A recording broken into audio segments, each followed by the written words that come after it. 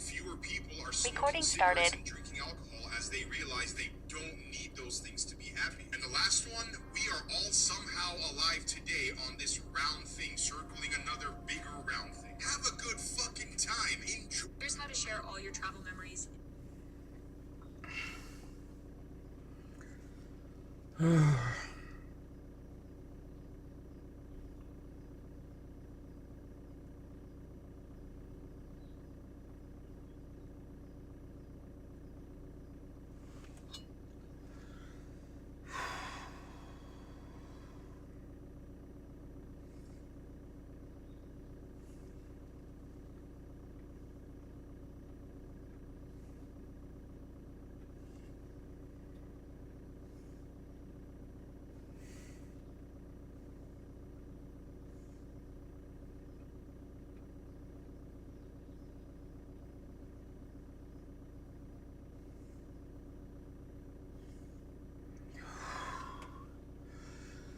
Alright, fuck it.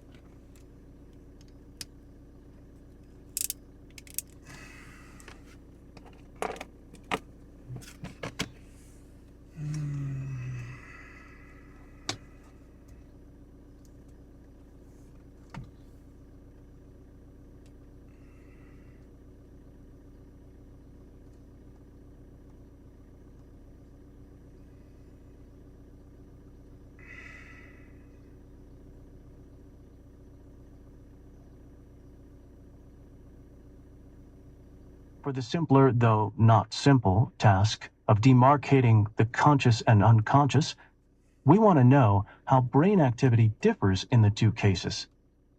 Here we have interesting data. For instance, in normal consciousness, neural activity is neither random nor too stable, but strikes a critical balance between the two, like a seasoned hiker that neither flits about nor loafs in one place, but intelligently explores the terrain. Propofol, which can induce general anesthesia, makes neural flits about nor loafs in one place, but intelligently of discovery. Crowds don't impel trains to roll in. Something else, a train schedule, creates the correlation between crowds and trains. NCCs are key data for a theory of consciousness. Such a theory must perform two tasks. It must delineate the boundary between the conscious and unconscious, and it must explain the provenance and rich variety of our experiences, the taste of a lemon, the fear of spiders, the joy of discovery. For the simpler, though not simple, task of demarcating the conscious and unconscious, we want to know how brain activity differs in the two cases. Here we have interesting data. For instance, in normal consciousness, neural activity is neither random nor too stable, but strikes a critical balance between the two, like a seasoned hiker that neither flits about nor loafs in one place, but intelligently explores the terrain. Propofol, which can induce general anesthesia, makes neural activity ploddingly stable. For the complex case of specific experiences, of tasting chocolate or fearing spiders, we want to find tight correlations between neural activity and each experience. But what is tight? That's not easy to nail down. Many researchers assume that it's the minimal neural activity that, under the right conditions, is sufficient to make the experience happen. They search for this minimal activity by contrastive analysis, comparing how neural activity changes when an experiment changes. For instance, if you view the Necker cube, which you will find in the accompanying PDF, you can have two different experiences. In one, base A is in front and the other face B. As you view the middle cube, you probably flip between the two experiences. A change in your neural activity that tracks your flip between experiences could be an NCC for your experience of the cube. The neat trick in this experiment is that your experience flips, but the image doesn't change. This makes it easier to ascribe your flip in conscious experience to the change in neural activity. But this activity still might not be the NCC. Some of the activity could be a precursor to the NCC, or a consequence of the NCC, rather than the NCC itself. Careful experiments are required to tease these possibilities apart. NCCs are important for theory and also for practice. Arachnophobia, an excessive fear of spiders, is correlated with activity in the amygdala. Triggering this fear and its NCC in the amygdala allows both to be erased. Merrill Kint, a psychotherapist in the Netherlands, cures arachnophobia by asking the arachnophobe first to touch a live tarantula, thus activating the phobia and its NCC. He then asks the patient to take a 40-milligram pill of propranolol, a beta-adrenergic blocker that disrupts the NCC from being stored back into memory. When the patient returns the next day, the phobia is gone. This therapy holds promise for other phobias and for post-traumatic stress disorder. Another example exploits optogenetics, a biological technique that uses light to control neurons that have been genetically altered. With optogenetics, it's now possible to turn on an NCC or a positive feeling at the flip of a switch, and then just as quickly to turn it off. Christine Denny at Columbia University has pulled off this remarkable feat using mice genetically linked stress disorder. Another example exploits optogenetics, a biological technique that uses light to control neurons that have been genetically altered. With optogenetics, it's now possible to turn on an NCC or a positive feeling at the flip of a switch, and then just as quickly to turn it off. Christine Denny at Columbia University has pulled off this remarkable feat using mice genetically engineered with a gene from algae that codes for a light-sensitive protein. In nature, the algae uses this protein to respond intelligently to light. In the engineered mouse, the gene hides silently, unexpressed, until the drug tamoxifen is injected. Then, for a brief time, any neurons that happen to become electrically excited will activate the gene and insert the protein into their membranes. Denny places an injected mouse into an environment it likes, soft, dim, with places to take cover. The mouse happily explores this idyllic environment, and any neurons engaged in creating a happy NCC insert the protein into their membranes.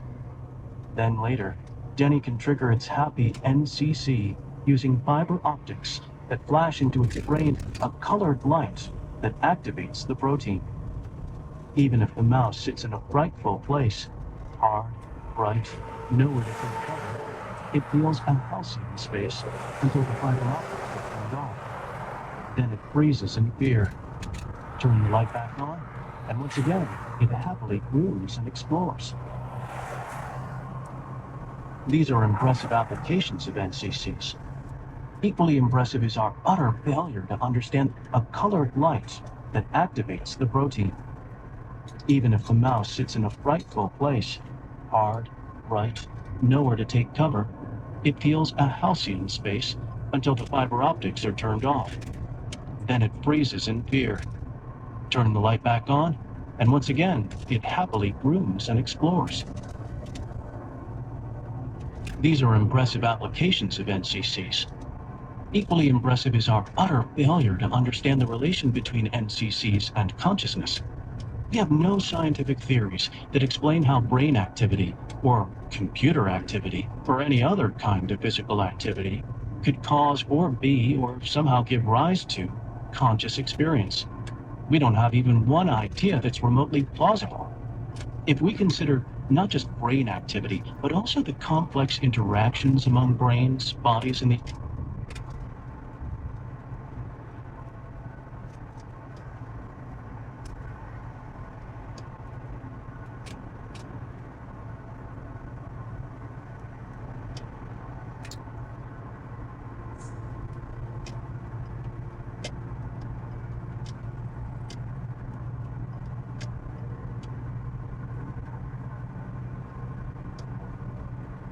Many experiments today continue the hunt for neural correlates of consciousness, or NCCs. This hunt is aided by a variety of technologies for measuring neural activity. For instance, functional magnetic resonance imaging, fMRI, tracks neural activity by measuring the flow of blood in the brain. Neural activity, like muscle activity, requires a greater, and we have no plausible neural activity that tracks your flip between experiences using mice genetically engineered with a gene from algae that codes for a light-sensitive protein. In nature, the algae uses this protein to respond intelligently to light. In the engineered mouse, the gene hides silently, unexpressed, until the drug tamoxifen is injected. Then, for a brief time, any neurons that happen to become electrically excited will activate the gene and insert the protein into their membranes. Denny places an injected mouse into an environment it likes, soft, dim, with places to take cover. The mouse happily explores this idyllic environment, and any neurons engaged in creating a happy NCC insert the protein into their membranes. Then later, Denny can trigger its happy NCC using fiber optics that flash into its brain a colored light that activates the protein. Even if the mouse sits in a frightful place, hard, bright, nowhere to take cover, it feels a halcyon space until the fiber optics are turned off. Then it freezes in fear. Turn the light back on, and once again, it happily grooms and explores. These are impressive applications of NCCs. Equally impressive is our utter failure to understand the relation between NCCs and consciousness. We have no scientific theories that explain how brain activity, or computer activity, or any other kind of physical activity could cause or be or somehow give rise to conscious experience. We don't have even one idea that's remotely plausible. If we consider not just brain activity, but also the complex interactions among brains, bodies, and the environment, we will strike out. We're stuck. Our utter failure leads some to call this the hard problem of consciousness, or simply a mystery. We know far more neuroscience than Huxley did in 1869.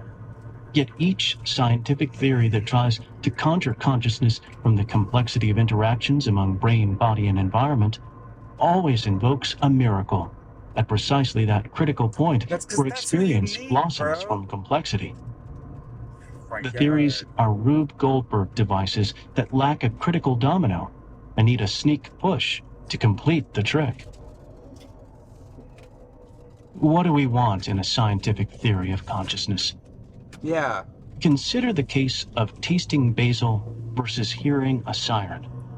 For a theory that proposes that brain activity causes conscious experiences, we want mathematical laws or principles that state precisely which brain activities cause the conscious experience of tasting basil, precisely why this activity does not cause the experience of, say, hearing a siren, and precisely how this activity must change to transform the experience from tasting basil to, say, tasting rosemary. These laws or principles. Oh my god. Okay, hold on, but you said something really smart there. Obviously, how do you go from tasting one thing to the other? Different olfactory networks, neurons? Alright, anyway,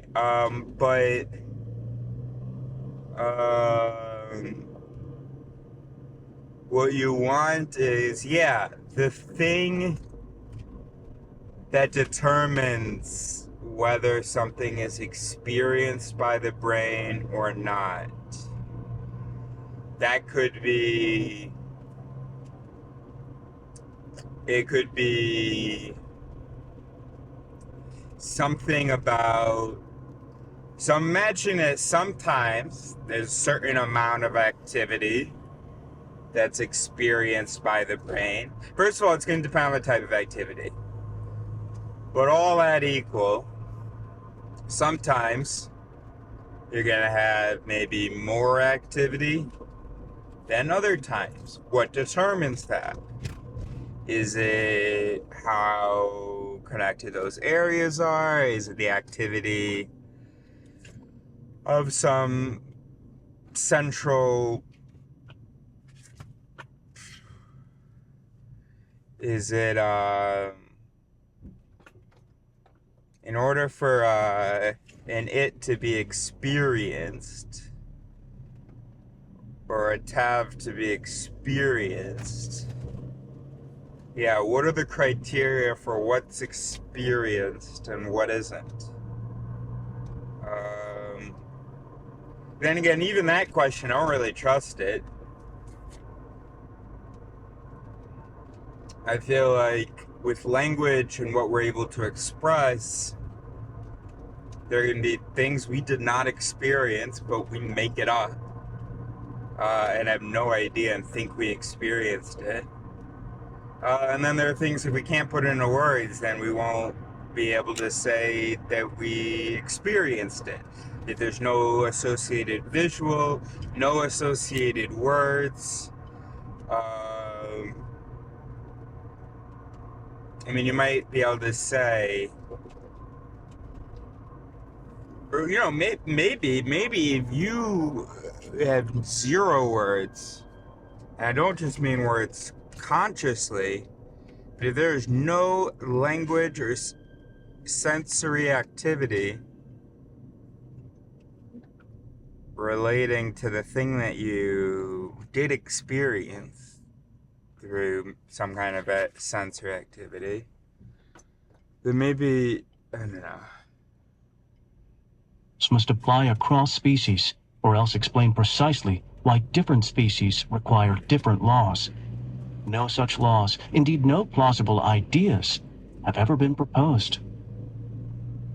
If we propose that brain activity is identical to, or gives rise to, conscious experiences, then we want the same kind of precise laws or principles that link each specific conscious experience, such as the taste of basil, with the specific brain activities that it is identical to, or with the specific brain activities that give rise to it. No such laws or principles have been offered. If we propose that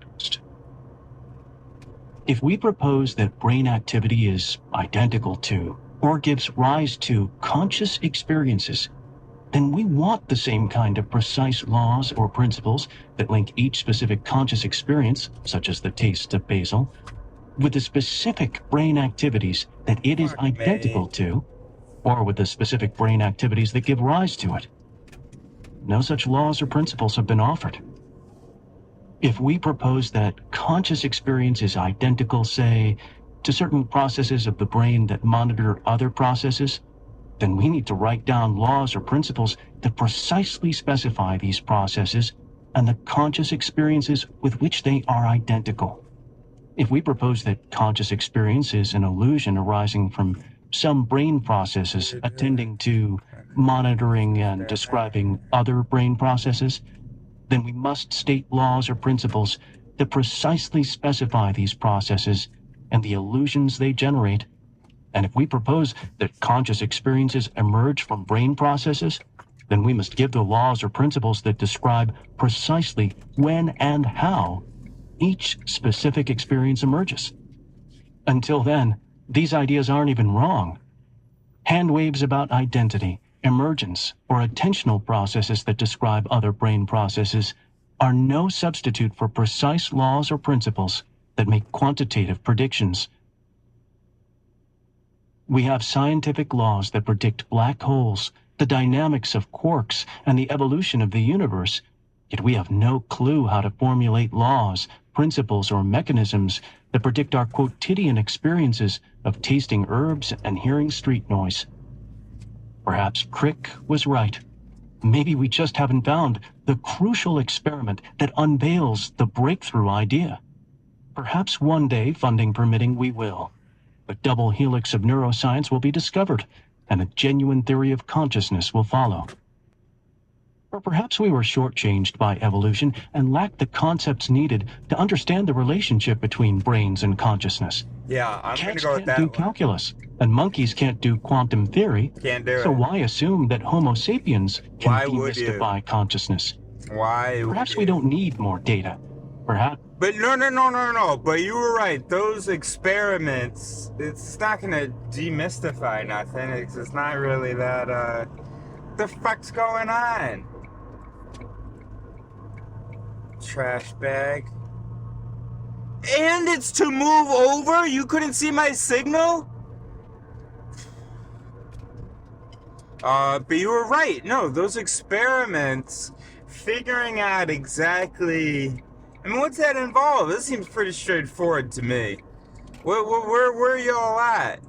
I gotta read actual consciousness research. See, if you're just like stimulating this and going, hey, are you conscious? You guys haven't figured out a pattern yet? what we need is a mutation that lets us understand the data we have. Right. Noam Chomsky dismisses arguments from evolution about limits to our cognitive capacities, but he insists nonetheless that we must recognize the scope and limits of human understanding, and that some differently structured intelligence might regard human mysteries as simple problems and wonder that we cannot find the answers, much as we can observe the inability of rats to run prime number mazes because of the very design of their cognitive nature. I suspect Chomsky is right. There are limits to human understanding, and I admit that these limits, whether they derive from evolution or another source, may preclude us from understanding the relation between consciousness and neural activity. But before punting the hard problem of consciousness, we might consider a different possibility. Perhaps we possess the necessary intelligence and are hindered by a false belief. False beliefs, rather than innate limits, can stump our efforts to solve puzzles. Examples of this are standard fare in textbooks on cognitive science. In one example, people are given a candle, a box of thumbtacks, and a book of matches. They're asked to fasten the candle to a wall so that when lit, its wax can't drip on the floor. Most people fail. They tacitly assume that the box must do one thing: hold thumbtacks. They don't think to dump the tacks out of the box, to use the tacks to fasten the box to the wall, and to put the candle in the box. To solve the puzzle, they must challenge a false assumption. What false assumption bedevils our efforts to unravel the relation between brain and consciousness? I propose it is this: we see reality as it is. Of course, no one believes that we see all of reality as it is. Physicists tell us, for instance, that the light we see is a tiny fraction of an immense electromagnetic spectrum that we can't see, including ultraviolet, infrared, radio waves, microwaves, X-rays, and cosmic rays. Some animals perceive what we cannot.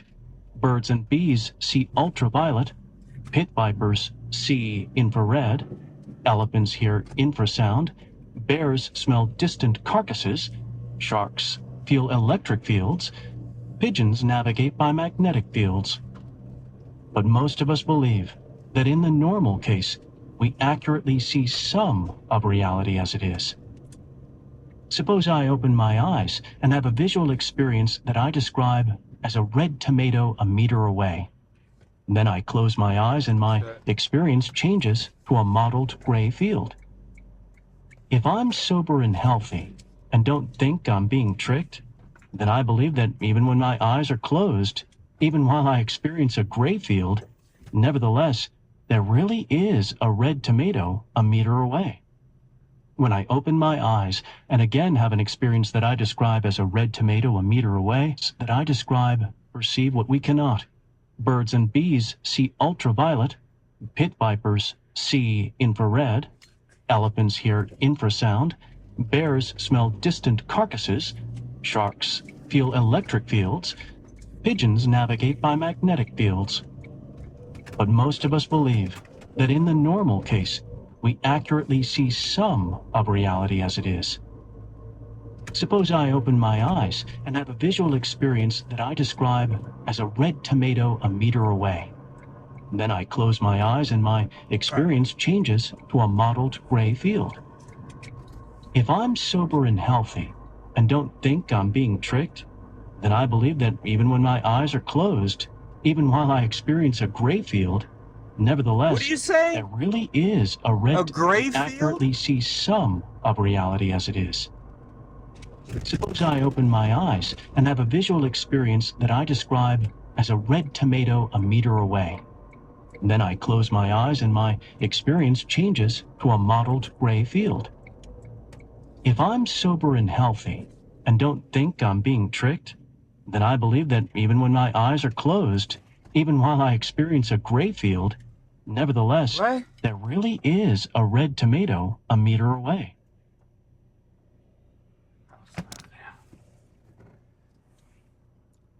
We can go right between those dumpsters, can't we?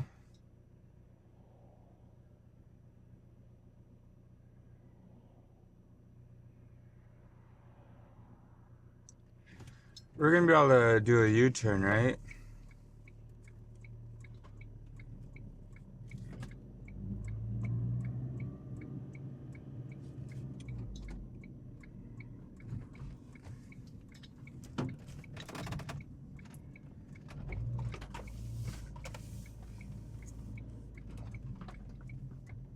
I don't see why not, bro. I feel like they're all the lines.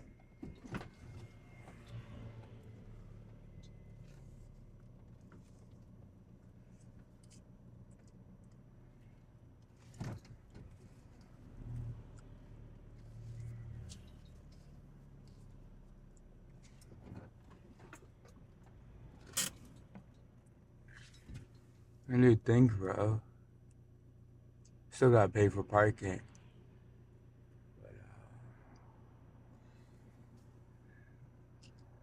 You don't think so, bro?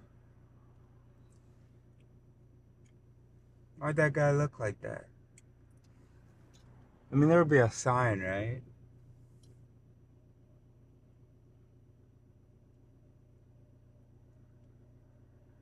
I think we're alright.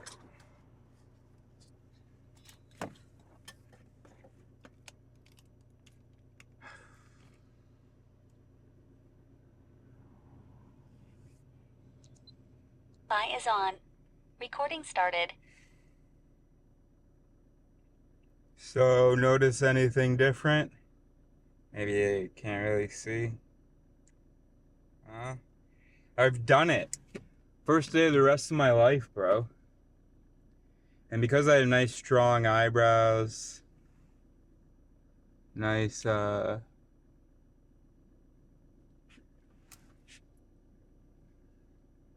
that a mole there?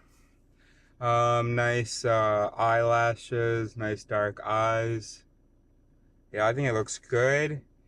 And also, come on, guy. While waiting for the appointment, made a date with the doctor. How exciting. So tomorrow afternoon or night, we are gonna go have a drink. How exciting. Now, she doesn't know about this. But, you know what? Before we pull off, let's get this going, eh?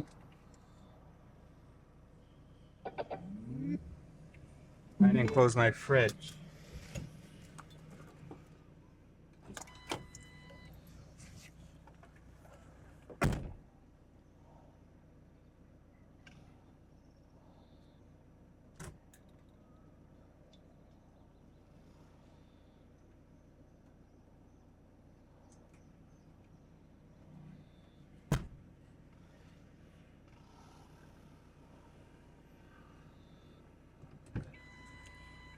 You know what happened, by the way? It wasn't until last night, after like a month of having this idea of doing a question mark, that I realized that when I look in the mirror, it'll be backwards. But that's kind of what the whole point was. But then, if I put it such that it's the right way in the mirror, then it'll be backwards to everyone else. And look, I know we're not caring what other people think, Wait, gosh, a backward question mark. You know, just focus on the question. I don't want you to be perturbed by the fact that it's backwards. You can be perturbed by the fact that it's on my face. That's meaningful. But don't worry about the fact that it's backwards. I mean, I could justify it saying, like, because I had thought about some things like, but that's the way I see it, or I see, you know, the things only I can see it. But none of that is, like, consistent with my philosophy. I'm not trying to be out here going, oh, yeah, my perception is, like, unique, and you guys see things backwards and I don't. I ain't trying to, you know, that's not my message, bro. So I was thinking, well, I need 2 question marks then. I could put one on either eye, but, you know, let's save the other eye for another time. Let's just do one simple thing. You know, you feel me on that? And then, fuck, am I blowing through red lights? Oh, I think I might have blown through a red light there. And then, so then I was like, all right, well, I'm not gonna do a light bulb on either side, you know. Let's go step by step. I don't know, what did I say, a light bulb or question mark in that? So I was imagining putting the question marks together somehow. Maybe like one upside down, like in Spanish, and they're like making love or something. I don't know.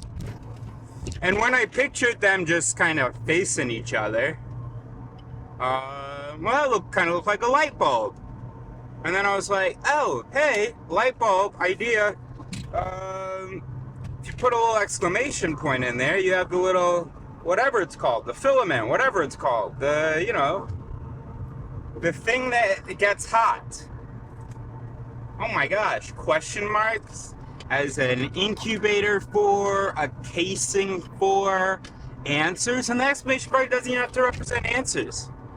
It can just represent excitement about the questions. You just you put the question marks together, you add a little passion, and you're gonna have light. Curiosity and passion, it's gonna clarify something.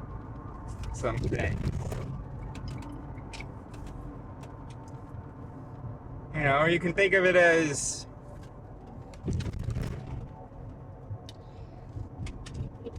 for every answer, there's 2 questions. Is that true? And is that useful? Or is that true? And is it good? Or is that true? And what is its relation? Does it matter? What is its relation, or just what is its, even if regardless of whether or not it matters, what is its relationship to other shit?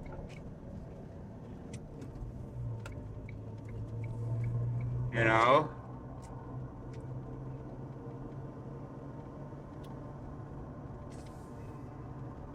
And if you're thinking, oh, well, then that's a 3rd question. Well, that middle mark, it is a question mark. You just, because of the angle you're looking at it, it looks like an exclamation point. Boom! Brilliant!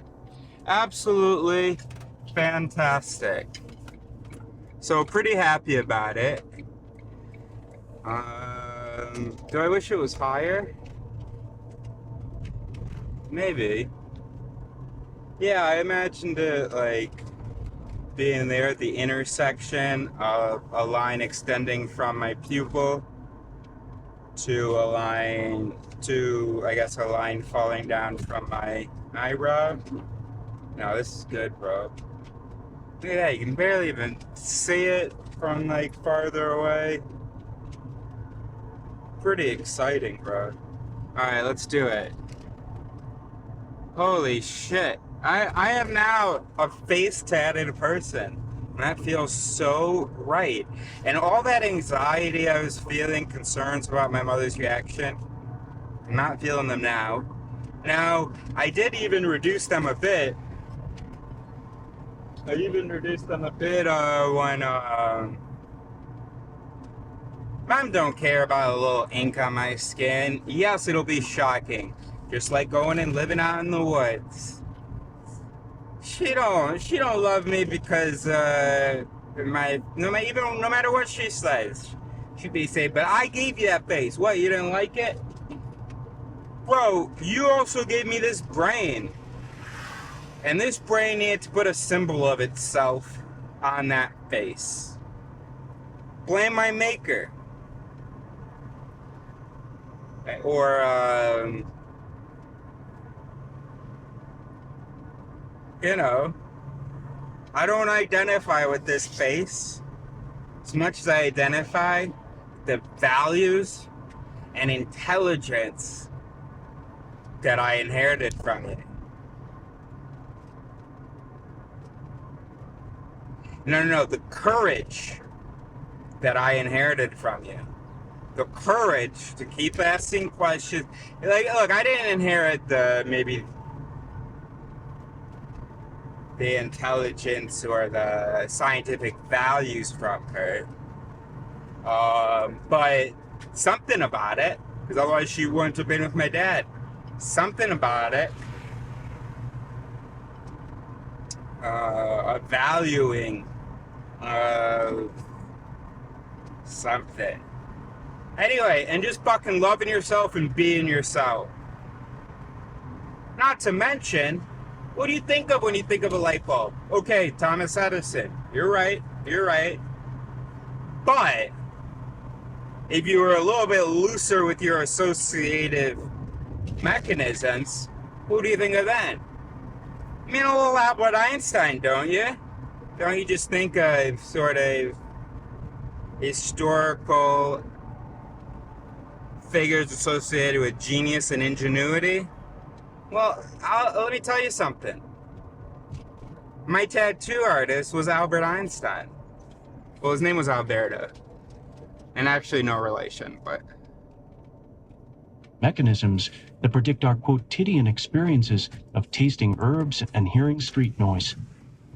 Perhaps Crick was right. Maybe we just haven't found the crucial experiment that unveils the breakthrough idea. Perhaps one day funding of matches. They're asked to fasten the candle to a wall so that when lit, its wax can't drip on the floor. Most people fail. They tacitly assume that the box must do one thing, hold thumbtacks. They don't think to dump the tacks out of the box, to use the tacks to fasten the box to the wall, and to put the candle in the box. To solve the puzzle, they must challenge a false assumption. What false assumption bedevils our efforts to unravel the relation between... By the way, also, and this is wild, my tattoo artist really liked it. Now they look fucking cozy. No, we gotta get out of Seville. We gotta go. Too hot. Today's okay, but...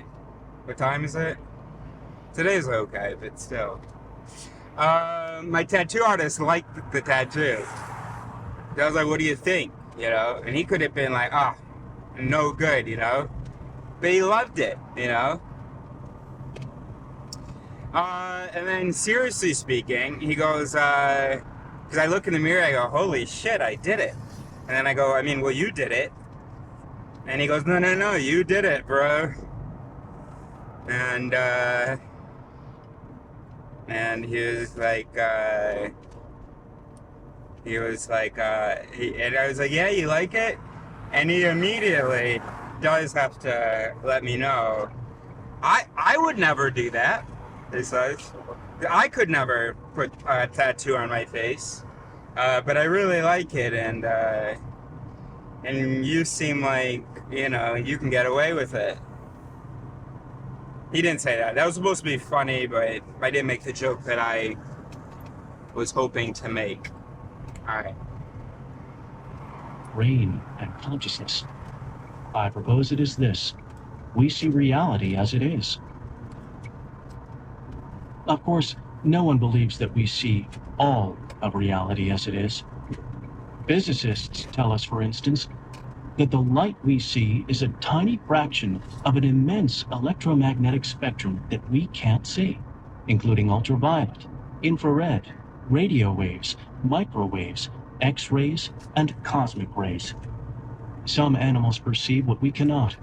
Birds and bees see ultraviolet, pit vipers see infrared, elephants hear infrasound, bears smell distant carcasses, sharks feel electric fields, pigeons navigate by magnetic fields.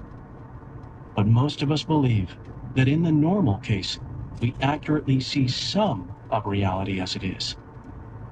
Suppose I open my eyes and have a visual experience that I describe as a red tomato a meter away. Then I close my eyes and my experience changes to a mottled gray field. If I'm sober and healthy and don't think I'm being tricked, then I believe that even when my eyes are closed, even while I experience a gray field, nevertheless, there really is a red tomato a meter away. When I open my eyes and again have an experience Gray that I field. describe as a red tomato a meter away, I take this as evidence that the tomato was there all along. To gather further evidence for my belief, while my eyes are closed, I can reach out and feel the tomato, lean over and smell it, or ask a friend to look and confirm that it's still there. The convergence of all this evidence convinces me that a real tomato is indeed there, even when all eyes are closed and no hand touches it. But could I be wrong? The question, I admit, sounds faintly mad. Most sane persons, given this evidence, would surely conclude that the tomato is still there. Its existence when unseen and untouched seems to be an obvious fact, not a misguided belief. But this conclusion is a fallible belief, not a dictate of logic or an indubitable fact.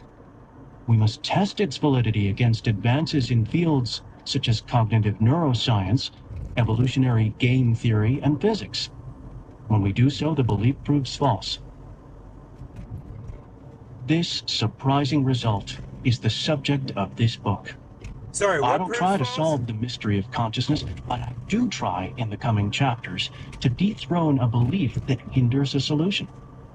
In the last chapter, I suggest how we may tackle the mystery of consciousness once we have shed the burden of this false belief.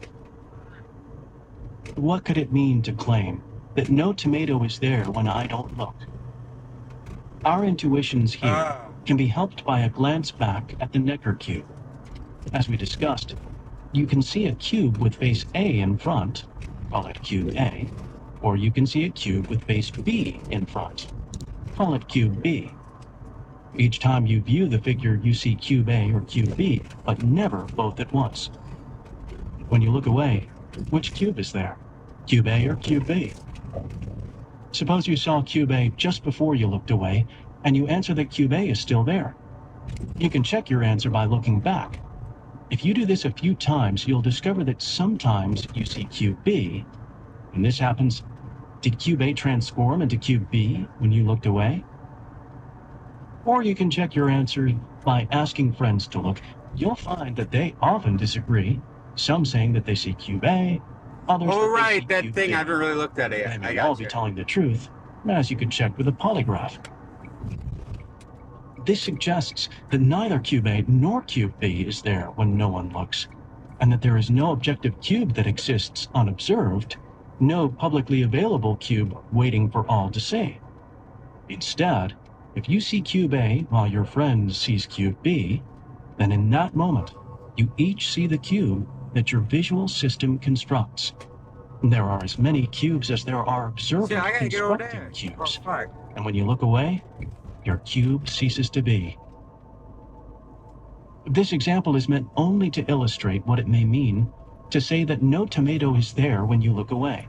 It does not, of course, prove that no tomato is there when you look away. After all, one could argue the Necker cube is illusory, but a tomato is not. Making the case against unseen tomatoes is not trivial. The core point will be that the reality prompting you to create your experience of a tomato is nothing like what you see and taste.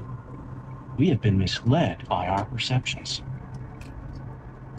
In fact, we have a long history of being misled.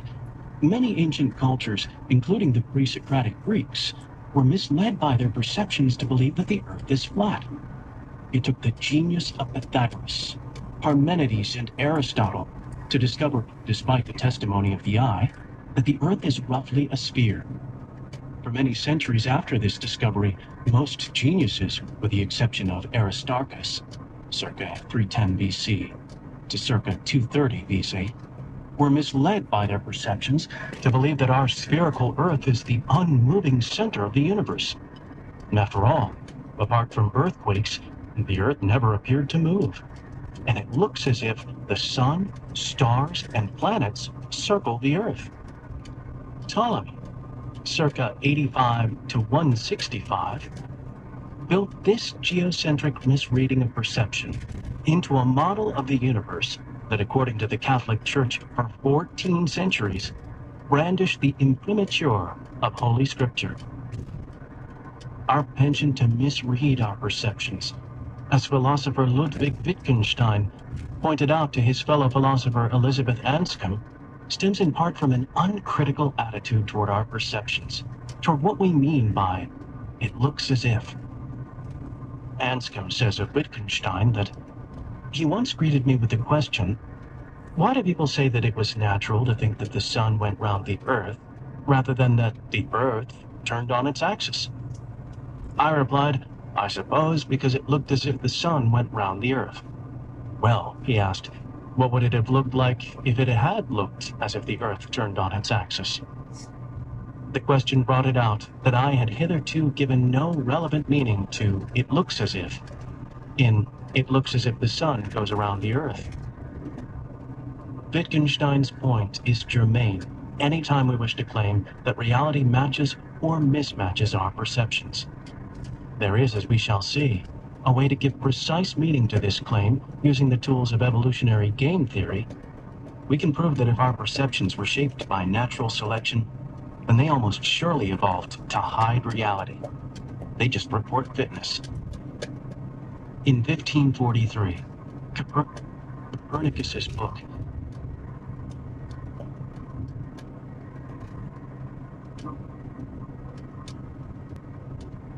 De Revolutionibus Orbium Coelestium, on the revolutions of the celestial spheres, was published posthumously. In it, he proposed, as Aristarchus had before, that the Earth and other planets go round the sun.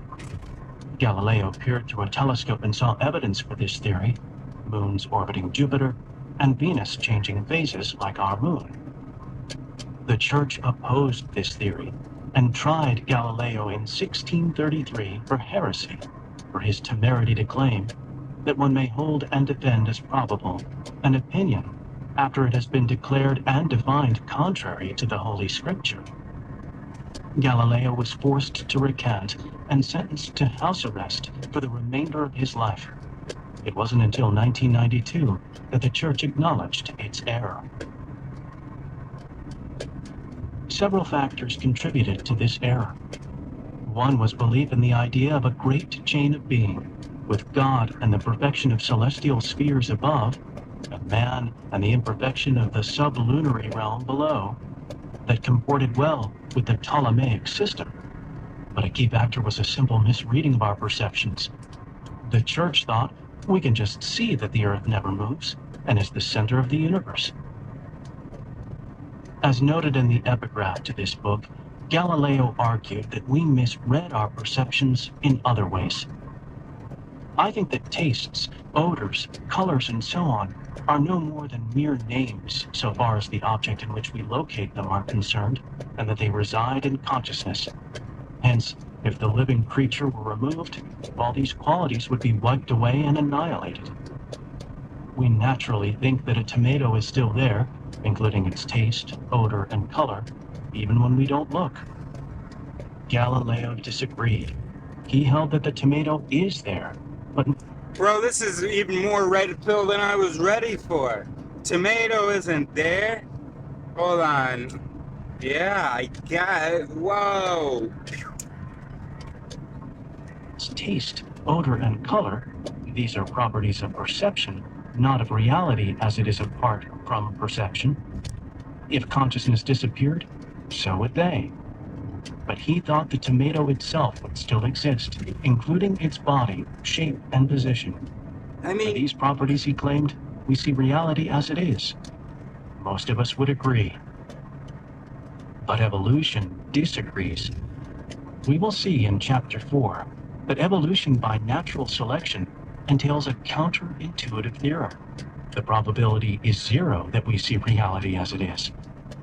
This theorem applies not just to taste, odor, and color, but also to shape. bro, I'm so with you in that I'm like so close, but also tomato is there though, most likely, right? Like we're not receiving it exactly how it is. In fact, it has no, because that's about perception.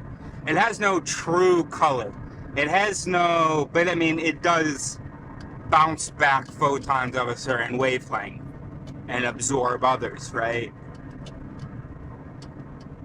That's a fact though, right? Regardless of whether or not you measure it. So you're not telling me that. I'm so close to getting it, but I feel like you do want to say that. And I feel like I need to mull it over. Because, wow. I'm always game for a counterintuitive idea. I believe in those much more than I do the intuitive ones. The intuitive ones, they didn't need evidence to come about. You show me an intuitive idea, I know exactly why you believe this. It has no weight for me. It's compelling, yes, but it's also triggering some real distrust because you haven't mentioned any evidence and you seem compelled and I'm compelled, but it's because it sounds good. It's because it just makes sense. Now, if you tell me something that doesn't make sense, so you must be telling me this because the evidence absolutely insisted that it was the case, or you're a crazy person. Now, if you have a career in science, or if you're generally not considered a crazy person, then I'm gonna have to think that if you're saying something crazy, then it's not because it sounds good. It must be because the evidence is good. Damn. Mass and velocity, even to space and time. We see none of reality as it is. The reality that prompts you to create an experience of a tomato, the reality that exists whether or not you see a tomato, is nothing like what you see and taste. Sure, yeah. We discarded a flat Earth and a geocentric universe. We realized that we had misread our perceptions, and we corrected And you could even say that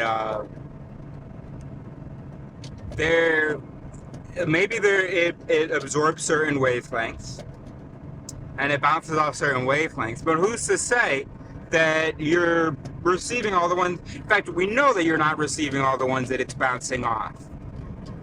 Right. So because we can't see the whole visual spectrum, of course these things are just in our head.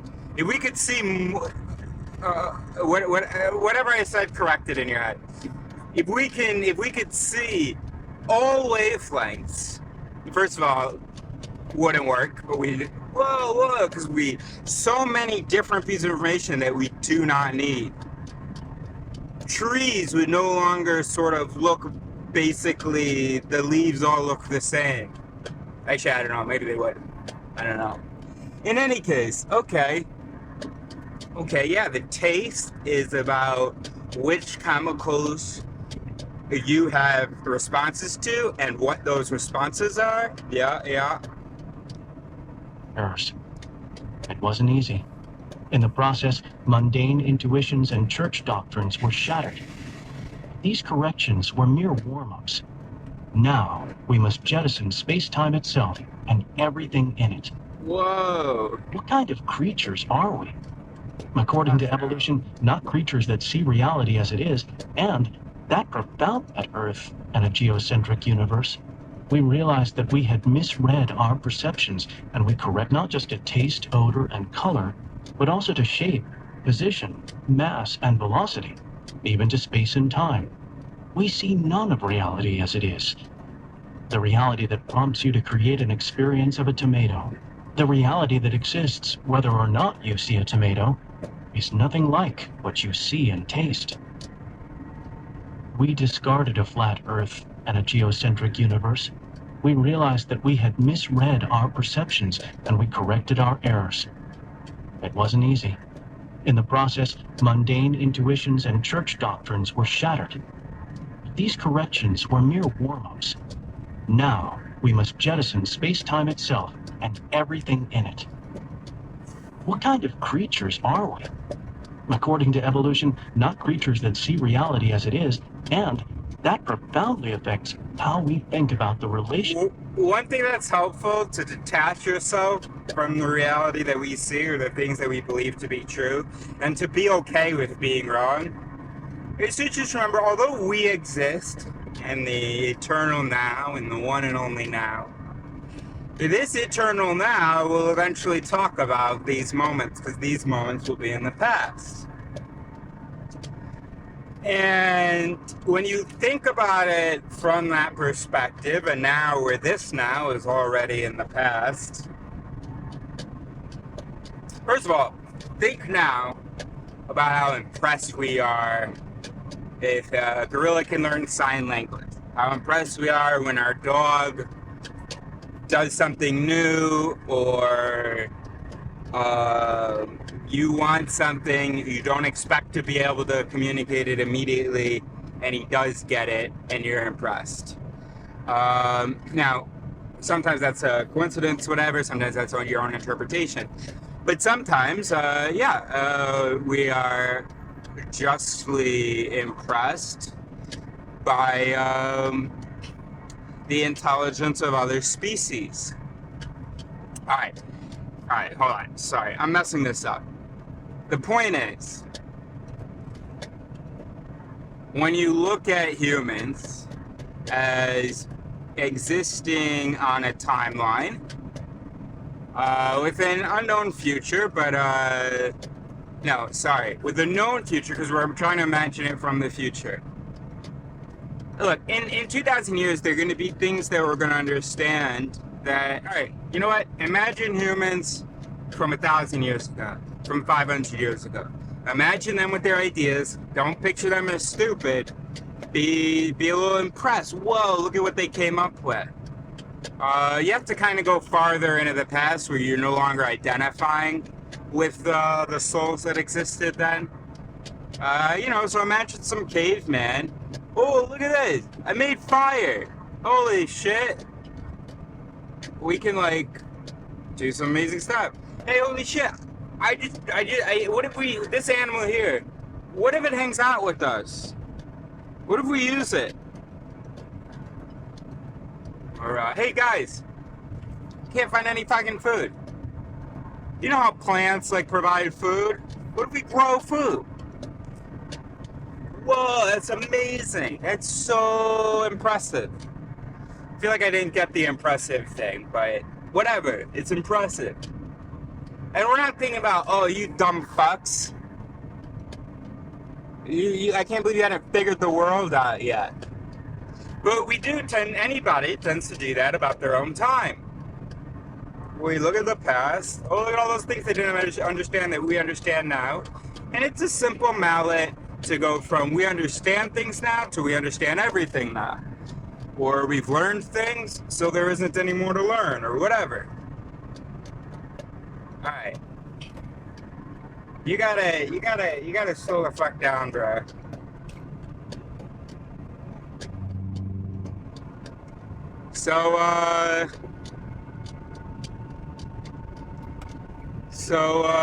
Anywho, when you picture it as however I'm trying to get you to picture it, you stop thinking, it becomes weird to imagine that we have anything at all figured out. If you imagine us as people of the past, because we will be people of someone's past, and imagine, let us just think of things and hope that maybe one of us, maybe some of our ideas will be quoted in the distant future. Can you believe that in 2024 they were already they had inklings of this, they had notions of this? That's my point. That's my point. So I mean, I just think it feels really okay.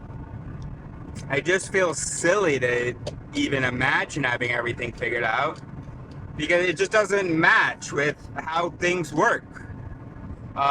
It's a little hack what we're doing here, because it is possible to figure out, I don't know, it's possible to figure out all important things. Also remember, we're brains, right? So that's why I was using the ape thing. Imagine, or the dog thing. Given that brain, look at what it's doing. And so our brain, over the next millions of years, assuming we survive, is going to continue to evolve. And our descendants will be to us what we are to, I can't say like a modern thing. But yeah, no, it's it's just intelligence comparison, understanding comparison, to we are the fucking gorillas, bro. So don't be that. I think it's also just really embarrassing to picture yourself as that gorilla who fucking thought he had shit figured out. That's hilarious. In 3,000 years, they're gonna be laughing their asses off at you. You had no concept, that you had never heard of change or development or evolution. You thought it ended with you. Even when the psychologist told you you're programmed to think that. You're programmed to think this year is the most significant. This generation or this is the most significant time. And especially it's really hard when you're living in this time to be like, is it possible that's not the case? I mean, fuck. We went from candlelight to smartphones in 150 years or something? And we had internet the last 10, 20, 30 years? I mean, 1900s and 2100, pretty big fucking deal. But, of course we're programmed to say that, so I'm not saying it. Because I might only be saying it because I'm programmed to say it. We always, of course, accord more attention, value to us and the things related to us. Alright, anyway, somebody make sense of that hack. It's a hack because it's not actually reasonable. We're not saying that we have evidence to say that we are generations and generations away from having even the most fundamental understanding of some pretty important things. But we're saying that could be the case, and you can certainly picture that the case, so use that to motivate yourself to be okay not knowing everything. And to be okay with the error. Say everything we believe is wrong. I'm a fucking gorilla speaking. Now, there are things that are better than other things that seem to us. We have no smarter people around, so we're gonna be like, yo, that's true. But the four-dimensional being isn't gonna even understand how we could have thought that. Intuitions and church doctrines were shattered. These corrections were mere warm-ups. Now, we must jettison space-time itself and everything in it. What kind of creatures are we? According to evolution, not creatures that see reality as it is, and that profoundly affects how we think about the relation between brains and consciousness. If space and time exist only in our perceptions, then how can anything within space and time, such as neurons and their activity, create our consciousness? Oh my goodness. Understanding the evolution of perception is a critical step toward understanding who we are I got you, and the bro. provenance of our consciousness. Chapter 2. Beauty. Sirens of the Gene. In the distant future, I see open fields, for far more important researches. Psychology will be based on a new foundation. Charles Darwin, On the Origin of Species. Good Lord Boyet, my beauty, though but mean, needs not the painted flourish of your praise. Beauty is bought by judgment of the eye, not uttered by base sale of chapmen's tongues. Shakespeare, Love's Labours Lost. In 1757, David Hume argued in his book, Standard of Taste, that beauty is in the eye of the beholder. Beauty, he said, is no quality in things themselves, it exists merely in the mind which contemplates them, and each mind perceives a different beauty. This naturally raises a question: why is this standard of beauty in the eye of that beholder? A century after Hume, Darwin laid the foundation, evolution by natural selection, for a psychology that explains why. Beauty is a perception of fitness payoffs on offer, such as the payoff for eating that apple or dating that person. This perception will differ from species to species, person to person, and even time to time, as needs and niches differ. A reproductive success depends on collecting fitness points. Beauty tells us what and where they are.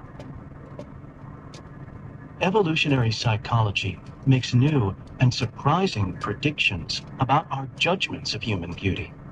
Each time, for instance, that you glance at a face, you scrutinize its eyes, scoring them on a checklist of details, and arrive, through unconscious deliberation, at a verdict on their beauty. What women find attractive about the eyes of a man sometimes differs from what men find attractive about the eyes of a woman. Our ancestors relied on this unwritten checklist for millennia, but the new science of beauty has revealed some of its items. We discuss these items and the logic of their discovery, as well as some practical applications. The predictions of evolution about beauty are surprising, but as we will see in Chapter 9, its predictions about physical objects are disconcerting. Objects, like beauty, are in the eye of the beholder and inform us about fitness, not about objective reality. To prepare us for the perplexing case of objects, let's warm up our intuitions by exploring the perception of beauty in the animal kingdom. Male jewel beetles, Julodimorpha baciwelli, have a thing for beautiful females. The males fly about searching for females which are shiny, dimpled, and brown. Recently, some male primates of the Homo sapiens species have been driving through the beetles' haunts in Western Australia and littering the outback with emptied beer bottles known as stubbies. As it happened, some of the stubbies were shiny, dimpled, and just the right shade of brown to catch the fancy of male beetles. Forsaking real females, the male beetles swooned over stubbies with their genitalia averted and doggedly tried to mate despite flashy rebuffs. A classic case of the male leaving the female for the bottom. Adding injury to insult, ants of the species Iridomyrmex discors learn to loiter near stubbies, wait for the befuddled and priapistic beetles, and then devour them genitalia first, as they fail to have their way. The poor beetles teetered on extinction, and Australia had to change its beer bottles to save its beetles. This blunder of the beetle is surprising. Male beetles have mated with females for untold thousands of years. You would think that they surely know their females. But they never had to distinguish Apparently not. bottles. Even when a male crawls all over his stubby, enjoying full embodied contact, he perceives it as a siren, a 370 milliliter Amazon of irresistible allure. Something is awry. Why should a beetle fall for a bottle? Is it due perhaps to his tiny brain? Perhaps mammals, with their bigger brains, would never make such a silly mistake, but they do. Moose in Alaska, Montana, and elsewhere have been found and photographed mating with metal statues of moose, and even bison, sometimes for hours on end. We can laugh, but Homo sapiens has its own checkered history, including sex dolls that starred centuries ago in Mughal paintings of India, and robots that star today in the International Congress on Love and Sex with Robots. Our bigger brains guarantee no inerrant attraction to bona fide human beauties. What then is beauty? Surprisingly, given the panoply of foibles besetting beetles, moose, Homo sapiens, and many other species, beauty is the intelligent verdict of a complex but mostly unconscious computation.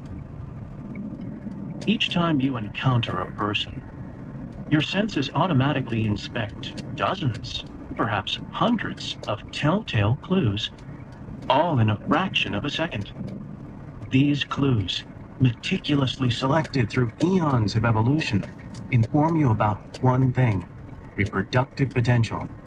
That is, could this person have and raise healthy offspring? Of course, explicit thoughts about this question and explicit clues to a verdict are not what you typically experience in that encounter. Instead, you experience just the verdict itself, as a feeling that varies from hot to not. That feeling, that executive summary of a painstaking investigation, is the beauty in the eye of the beholder, which gives the lie to the idea that beauty is a whim of the beholder. To the contrary, it is the consequence of unconscious inferences within the beholder, inferences that were crafted over millennia by the logic of natural selection. If the inferences too often delivered a verdict of hot when they should have not, or vice versa, then the beholder would too often prefer mates who were less likely to raise healthy offspring. In this case, the beholder's misguiding genes and their faulty inferences would be less likely to pass into the next generation. In short, if genes get beauty wrong, they tend to go extinct. This is the pitiless logic of natural selection. It's all about struggles between genes, which is to say, it's all about fitness, the central concept of evolution by natural selection. Genes that are more adept at elbowing their way into the next generation are said to be fitter. Even a slight excess of talent in the art of the elbow can allow a gene to proliferate across generations and eradicate competitors of more moderate talent. Oscar Wilde understood this logic well. Moderation, he wrote, is a fatal thing.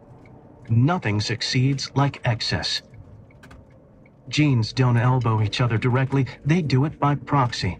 They boot up bodies and minds, phenotypes, and let them duke it out. Phenotypes that fare better at the brawl are, like their respective genotypes, said to be fitter. The fitness of a phenotype depends, of course, not just on genes, but also on the vagaries of disease, development, nutrition, and the common depredations of time. Identical twins, for instance, can differ in their phenotypic fitness, but make no mistake, even though genes battle by proxy, they have skin in the game. Like pilots in a plane, genes sit strapped into their phenotype. If it crashes, they die. The computation of beauty is part of the battle by proxy, one of the ingenious devices deployed by genes to compete with other genes to enhance fitness. Your computation of beauty, in a recursive twist, can enhance your own fitness if you compute beauty better than your competition does. Fitness, enhancing it, estimating it, and enhancing it by estimating it, is the preoccupation of evolution by natural selection. The computation of beauty is wired into us early in life. Infants as young as 2 months of age look longer at faces that adults rate more attractive. Computation of beauty, in a recursive twist, can enhance your own fitness if you compute beauty better than your competition does. Fitness, enhancing it, estimating it, and enhancing it by estimating it, is the preoccupation of evolution by natural selection. The computation of beauty is wired into us early in life. Infants as young as 2 months of age look longer at faces that adults rate more attractive.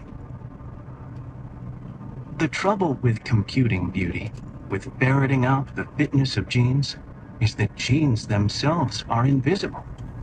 This forces genes to hunt for evidence of fitness, and the only place where it can be seen, in phenotypes, in the bodies and minds that other genes have fashioned and pressed into their service. But a phenotype rarely wears its fitness on its sleeve. It must be scoured for clues. Sherlock Holmes claimed that the success of a detective depends on the observation of trifles. The one trifle in the search for beauty is a feature of the human eye called the limbal ring, a dark annulus at the border between the colored iris and the white sclera. I first noticed this ring in the Afghan girl, a photograph of Sharbat Gula that graced the June 1985 cover of National Geographic and became the most recognized photograph in the magazine's history. I wondered whether her prominent limbal rings, which transform her eyes into veritable bull's eyes, might rivet our attention and enhance her beauty. Why might prominent limbal rings be attractive? Or, to ask this in the language of evolution, why might such rings signal greater fitness? As it happens, prominent rings signal health. For limbal rings to be prominent, they must be visible, and for that, the cornea, the transparent outer layer of the eye, must be clear and healthy. Diseases such as glaucoma and corneal edema can cloud the cornea, making limbal rings less visible. Poor lipid metabolism can trigger arcus senilis, milky deposits of cholesterol that hide the rings. Dysregulation of calcium in the blood can cause limbosome, milky deposits of calcium that again hide the rings. A medley of diseases can obscure the limbal rings. Someone with distinct rings is less likely to suffer them. Prominent rings also signal fitness by signaling youth. Measurements by Darren Peshek, then a graduate student in my lab, assisted by a team of undergraduates, found that the thickness of limbal rings, and hence their prominence, declines with age. In principle, then, limbal rings signal youth, health, and thus fitness. But has evolution in fact tuned our hot or not meter, the computation of beauty within the Homo sapiens beholder, to spot the subtle clues to fitness in limbal rings? To find out, Peshek showed observers on each trial of an experiment a pair of faces that were identical, except that one had limbal rings and one did not. Observers had to pick the face that looked more attractive. The data were clear. Male and female observers prefer male and female faces with limbal rings, even if the faces are shown upside down. Then, through a sequence of experiments, Peshek discovered the ideal rings, those whose thickness, opacity, and tapering look most attractive. Knowing this ideal, you can enhance your portrait by editing your rings, or kick up your eyes with contacts, now available, that mimic hot rings, like makeup applied directly to the eye itself. This highlights a hazard for beholders of beauty. Genes can lie about fitness. They can rig their phenotype, planting mendacious clues in its body and deceptions on its mind. By lying about the fitness that they offer a beholder, genes can amass more fitness for themselves. Sometimes the lie is white. Lipstick and eyeliner never hurt a soul. Sometimes the lie is cynical and exploitative. Hammer orchids of the genus Dracea in Western Australia peddle sex to thynid wasps. The female wasp, when in the mood, climbs a blade of grass and rubs her legs to broadcast a scent appealing to males. A charmed male tracks her scent and flies a snaking pattern upwind until he finds her. He embraces her, whisks her up to the Beater High Club, then down to his prearranged path, which caters a gourmet banquet of beetle larvae. There she lays her eggs and dies. The average flower next door has no chance to seduce a male thynid. but the genes of the hammer orchid have given it a celebrity makeover. A green and slender stem with the ambience of grass. Dangling from its top, a labellum with the shapely curves, alluring color, velvety texture, and enticing scent of a female violet. An entranced male tries to whisk off with the labellum, but learns that this would-be mate will not cooperate. He eventually flies off in frustration, bearing pollen daubed on him surreptitiously during his deflating ordeal. When he tries his luck with another fake mate, he pollinates it. In this charade, Trachea genes get fitness. The wasp just gets used. The lies of genes in the quest for fitness can cross the border from cynical to sinister. Female fireflies of the genus Photorus lure male fireflies of the genus Photinus with a tragic ending. On a lonely night, a Photinus male emits a sequence of flashes. A receptive Photinus female can answer with a sequence of flashes that dovetail with his to form a choreographed duet. Upon receiving her reply, the hopeful male flies to her and mates. The Photorus female has broken the code of Photinus and responds to a Photinus male's flashes with the proper duet. When the Photinus male arrives for his tryst, he finds a female much larger than he expected and gets eaten. The callous genes of Photorus promise Photinus the ultimate in fitness rewards, but deliver instead the ultimate in fitness penalties. This sinister bait and switch enhances the fitness of Photorus in an obvious way.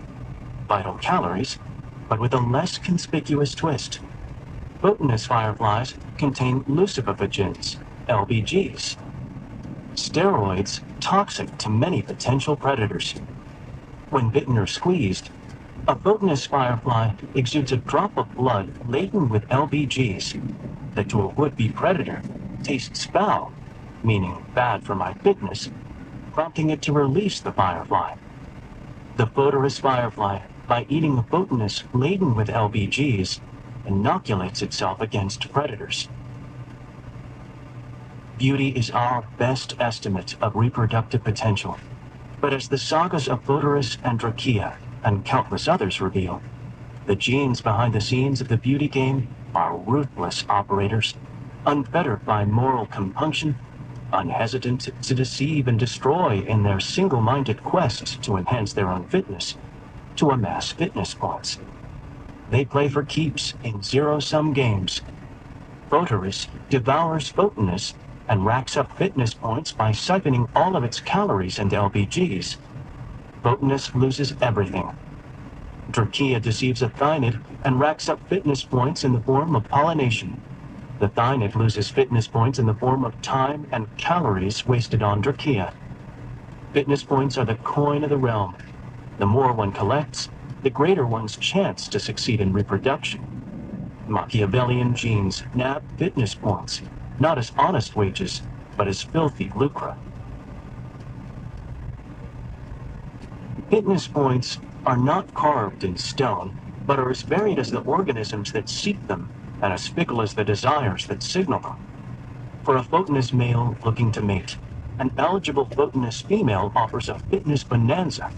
For an amorous male of Homo sapiens, she offers nothing. A change of organism with all else fixed can radically change the fitness payoffs. The payoffs to an organism vary with its state. A clear example is hunger. The delight of a famished teen at the smell of a pizza signals the bounty of fitness offered by the first slice. The indifference or even disgust of that teen an hour and 6 slices later to that same smell signals a dearth of fitness. Same teen, same pizza, but a big change in the fitness on offer because the state and needs of the teen have changed. Fitness points depend on the organism, its state, and its action. Your feeling of sexual attraction, from hot to not, signals your sophisticated estimate of reproductive potential. This estimate we have seen heeds the state of the limbal ring. What other features of the eye, I wondered, might it attend? Flipping through photos of faces? I noticed that the colored iris looked larger in the eyes of infants than of adults.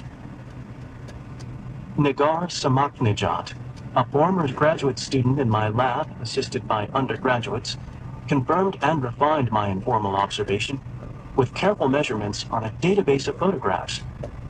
From birth to age 50, there is a decline in the area of the iris relative to the white sclera, but from age 50 on, this area of the iris increases as tissue around the eyes sag and cover the sclera. So the area of the iris relative to the sclera varies systematically with age. These data led me to predict that men prefer, in women under 50, irises that are slightly larger. The facts underwriting this prediction are simple. Larger irises and fertility correlate with youth in females under 50. The infertility rate for females aged 20 is about 3%, aged 30 about 8%, aged 40 about 32%, aged 50 100%. The likelihood of success in getting pregnant for females aged 20 is about 86%. At age 30 it is about 63%, at age 40 it is about 36%, and at age 50 it is about 0. This decline in female fertility, 20 is about 3. Tissue around the iris looked larger in the eyes of infants than of adults. Nagar Samaknijat, a former graduate student in my lab, assisted by undergraduates, confirmed and refined my informal observation with careful measurements on a database of photographs. From birth to age 50, there is a decline in the area of the iris relative to the white sclera, but from age 50 on, this area of the iris increases as tissue around the eyes sag and cover the sclera. So the area of the iris relative to the sclera varies systematically with age. These data led me to predict that men prefer, in women under 50, irises that are slightly larger. The facts underwriting this prediction are simple. Larger irises and fertility correlate with youth in females under 50. The infertility rate for females aged 20 is about 3%. What? Aged 30, about 8%. Oh, the infertility aged rate. 40, about 32%. Aged 50, 100%. The likelihood of success in getting pregnant for females aged 20 is about 86%. At age 30, it is about 63%. At age 40, it is about 36%. And at age 50, it is about 0. This decline in female fertility has shaped, through natural selection, male judgments of female beauty. The logic is simple. Consider a man whose genes happen to code for a computation of beauty that prizes women over, say, age 50. He can enjoy life in the company of these beauties, but what is the chance that they will bear children with his genes and his computation of beauty? Almost none. By contrast, what is this chance for a man whose genes prize women aged 20? Nearly certain. There is, however, a twist. A woman's fertility is not the same as her reproductive value, the number of offspring she can expect in the future. Genes that prize reproductive value tend to win, to elbow their way into the next generation. This value peaks at age 20. A woman at 25 may be more fertile than she was at 20, but her reproductive value was greater at 20. So we expect that natural selection has shaped men to find women most beautiful at about 20. This leads to a clean prediction. Men over 20 should prefer younger women. Men under 20 should prefer older women. Both predictions have been confirmed in experiments. Men over 20 prefer younger women. No surprise. But teen males prefer women who are slightly older. This supports an evolutionary account over certain rival accounts. The preference of teen males is not, for instance, due to positive reinforcement from older women, who rarely reciprocate teen advances. It is not a desire to dominate, which is unlikely to succeed with older women. Nor is it due to culture. The experiments have been replicated in several cultures. In sum, natural selection fashioned within men a feeling for beauty that pivots on evidence of reproductive value. Any signal of youth, such as a larger iris, is crucial evidence of reproductive value in a woman. So I predicted in 2010 that men prefer larger irises in women under 50. This prediction is distinct from the prediction about the attractiveness of limbal rings. The size of an iris can vary without varying the size or visibility of its limbal ring. To test this prediction, Samaknajat showed observers pairs of faces that were identical, except that the irises of one face were larger. Observers picked the more attractive face. The data were clear. Men prefer female faces with larger irises, even if the faces are seen upside down. Our genes compel men to detect and desire this subtle cue of female fitness. A woman who knows this can enhance her beauty. In photographs, she can simply edit her irises. In daily life, she can wear big eyes, contacts that enlarge irises. These contacts are now popular in Japan, Singapore, and South Korea. An artist who understands the impact of iris size can manipulate her viewers. Indeed, art, in this case, anticipates science. Japanese anime and manga cartoons, seeking to accentuate youth, depicted female characters with large irises long before our research. What about women? Do they prefer large irises in men? Recall No, that a yes, sir. limbal ring signals youth and health by being distinct, and that women evolved to prefer men with distinct rings. But a large iris only signals youth.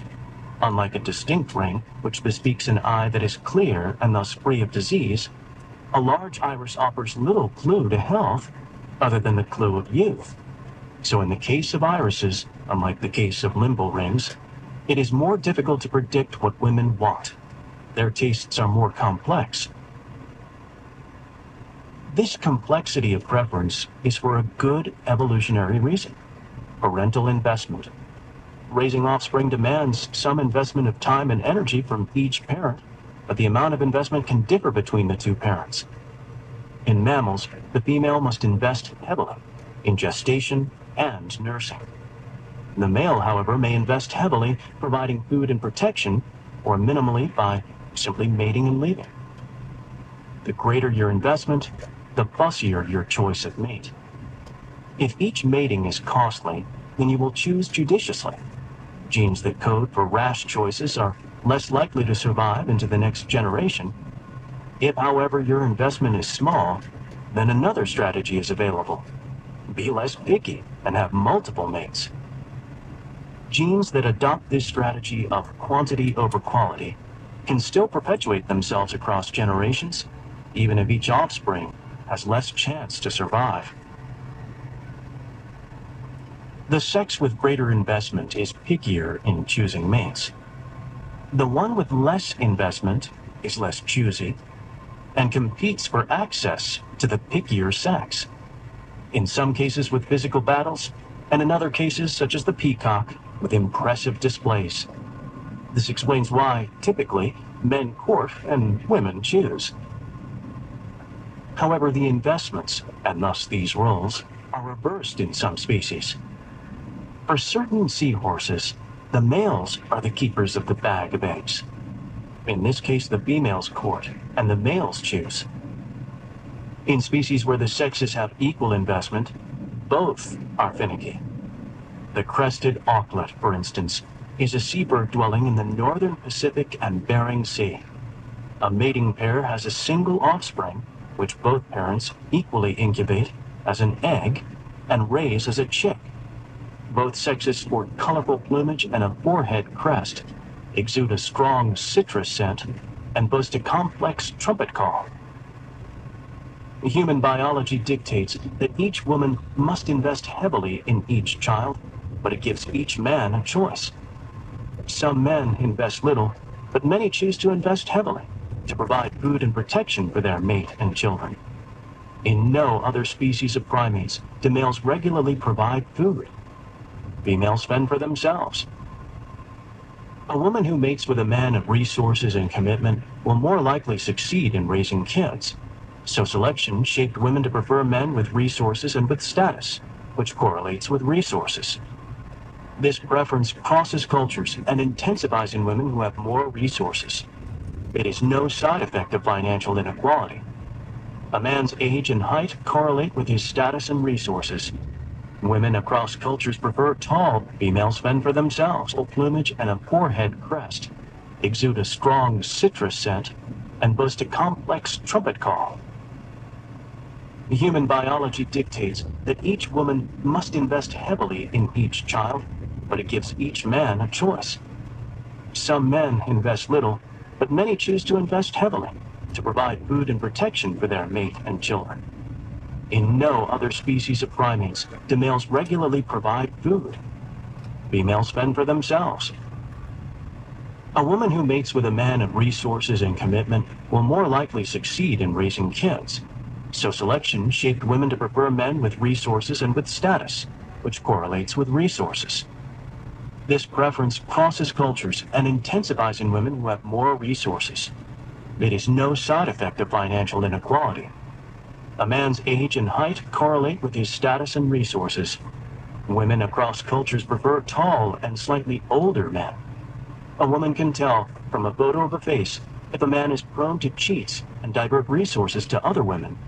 Cheaters tend to look more masculine, but not more attractive. Men are less able to discern female cheaters. Indeed, as moose and beetles demonstrate, males with little investment sometimes fail to discern females from bottles or statues. A woman who mates with a man of good genes will more likely succeed in raising healthy kids. Such genes correlate with levels of testosterone. Because testosterone promotes the growth of bone and muscle, men with more testosterone during puberty develop more masculine faces with longer and squarer jaws and larger eyebrow ridges. So selection shaped women to prefer men with more masculine faces. But there is a wrinkle. Higher testosterone is correlated with less investment in offspring and a greater tendency to cheat. A woman faces a fitness trade-off. Mate with a man of lower testosterone but higher commitment, or mate with a man of higher testosterone but lower commitment. Trade-offs like this are common in evolution, and genes that play the trade-off better will more often get the nod to the next generation.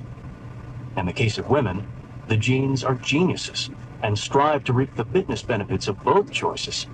They incline women to prefer masculine faces more strongly in the high fertility phase of the menstrual cycle. They choreograph hormones and brain activity to shift a woman's desires for male faces throughout the monthly cycle, increasing the chance that her kids will have good genes and a committed man. But genes don't stop at masculine faces. They choreograph a woman's preference for masculine gaits, bodies, odors, voices, and personalities. Women in the low fertility phase feel more commitment to their partner, but during the high fertility phase, they are more prone to cheat, to fantasize about cheating, to dress attractively, and to meet and flirt with new men. If, however, a woman's partner is attractive, or if his MHC genes, which code for the immune system, complement hers and incline their children toward immune health, then her wandering eye is less pronounced. Again, a clever strategy by genes to play the odds for a greater fitness payoff. For the most part, these machinations of genes fly under the radar of conscious experience and foster, but do not force, a choice of action. That was really good, and I noticed this earlier, because I've been, when I talk about consciousness, I talk about mental events either being experienced by the mental system or not. I don't talk about that the experiencer is actually doing the mental events, or the act of experiencing is also the act of doing the events. And so I really resented in a lot of books where they'll talk about, and then you consciously do this or unconsciously do this. But he's done a great job talking about things that are mostly unconscious, as in they mostly fly under the radar. Here he said this thing mostly flies under the radar. in these unconscious intrigues of unscrupulous genes, it is tricky to predict what a woman might want in the iris of a man. A smaller iris suggests greater age and thus greater resources. A larger iris suggests youth and thus healthier genes. Perhaps a woman prefers a smaller iris when her fertility is low and a larger iris when it is high. Samaknajad's experiment did I not... gotta find out. I gotta see whether I can coax Fernanda's schedule out of her. How could I do that? Hey, I had this extra white. I don't need it. It's this extra white bathing suit. Should we go swimming for our date? And do you want to wear that? Boom. Boom. The only reason she'd say no is if she's actively menstruating. But then what is menstruation and then ovulation? Like ovulation happens before, and then menstruation, you're getting rid of those eggs you just made. Wait, what was he talking about? Greater resources. A larger iris suggests youth and thus healthier genes. Perhaps a woman prefers a smaller iris when her fertility is low and a larger iris when it is high. Samaknajad's experiment did not measure fertility and found no preference for iris size, perhaps because her data averaged differing preferences over the course of a cycle. At the center of the iris is a pupil, an opening that lets light pass into the eye. The pupil dilates and constricts as the ambient light dims and brightens. But the pupil also dilates in response to cognitive states, such as interest or mental effort, and to emotional states, such as fear or attraction. As we age, the maximum dilation of the pupil declines.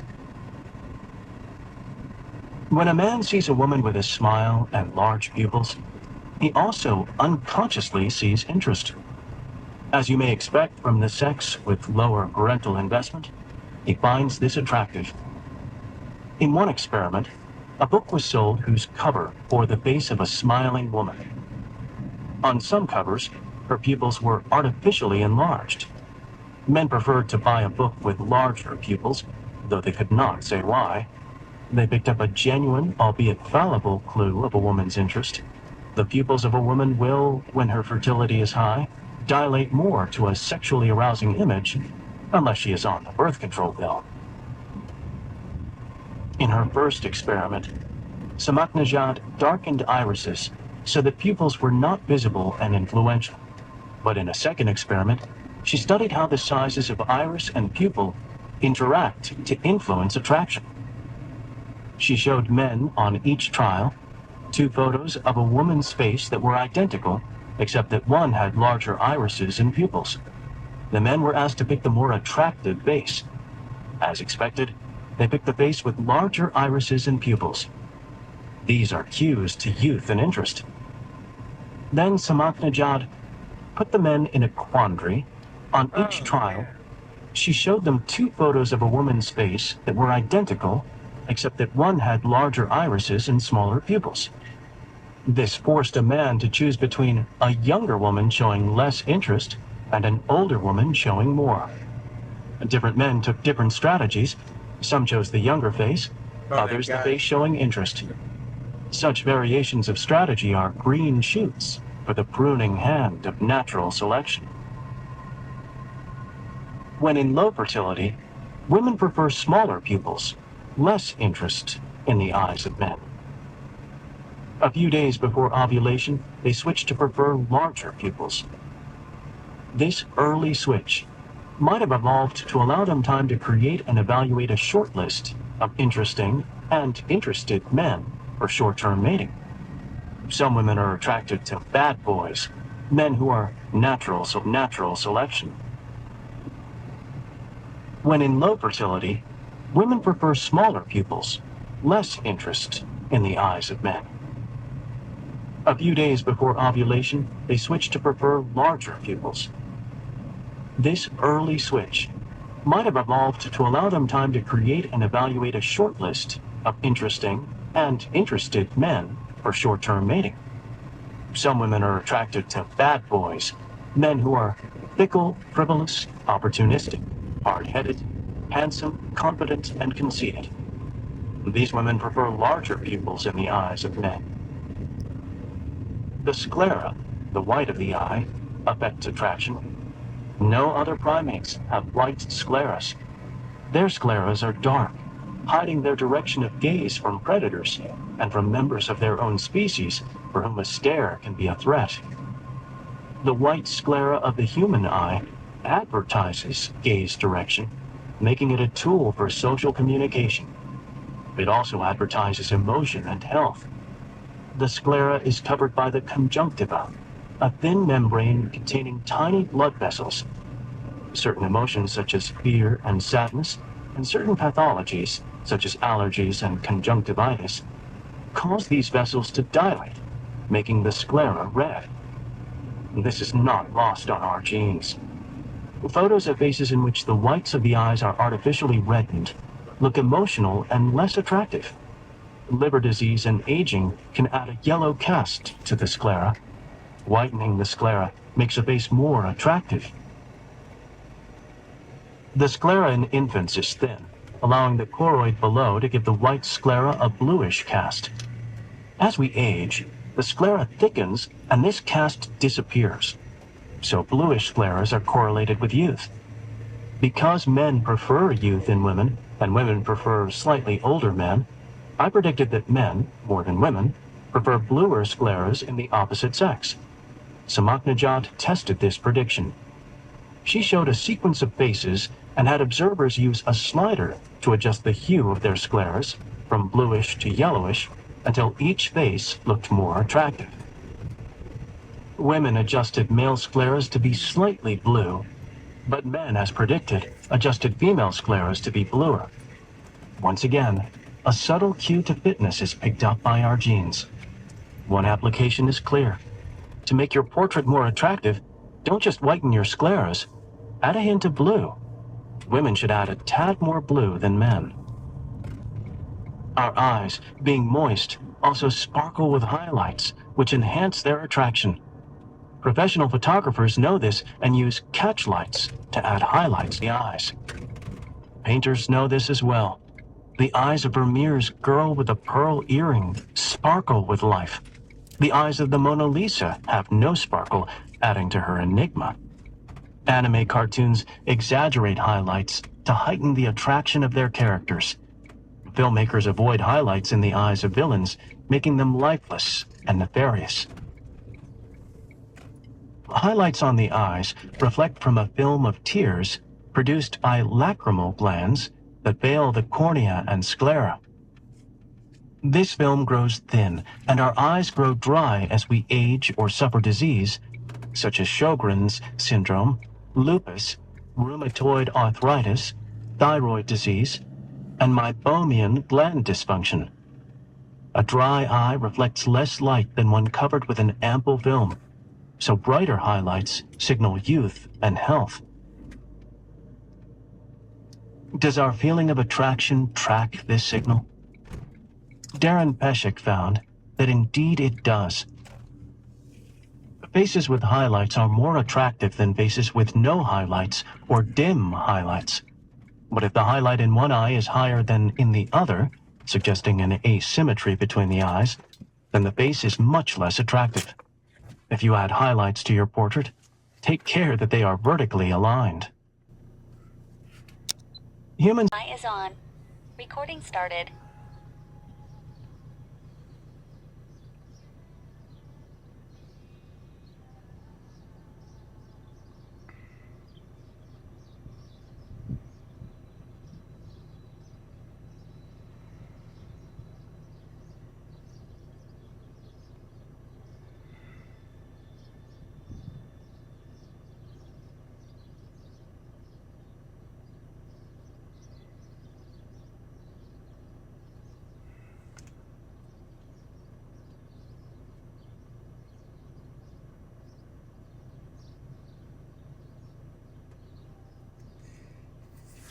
Fuck it. Fuck it. Let's go there, right? This way. Tomorrow. Another hour. Should I drive in another hour? Let's do it.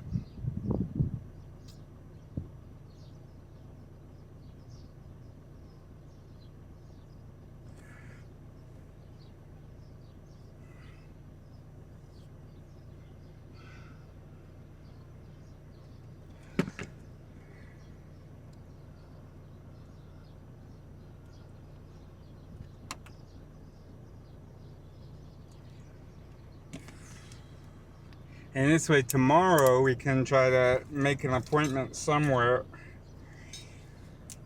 for an electricity diagnostic. So that's good.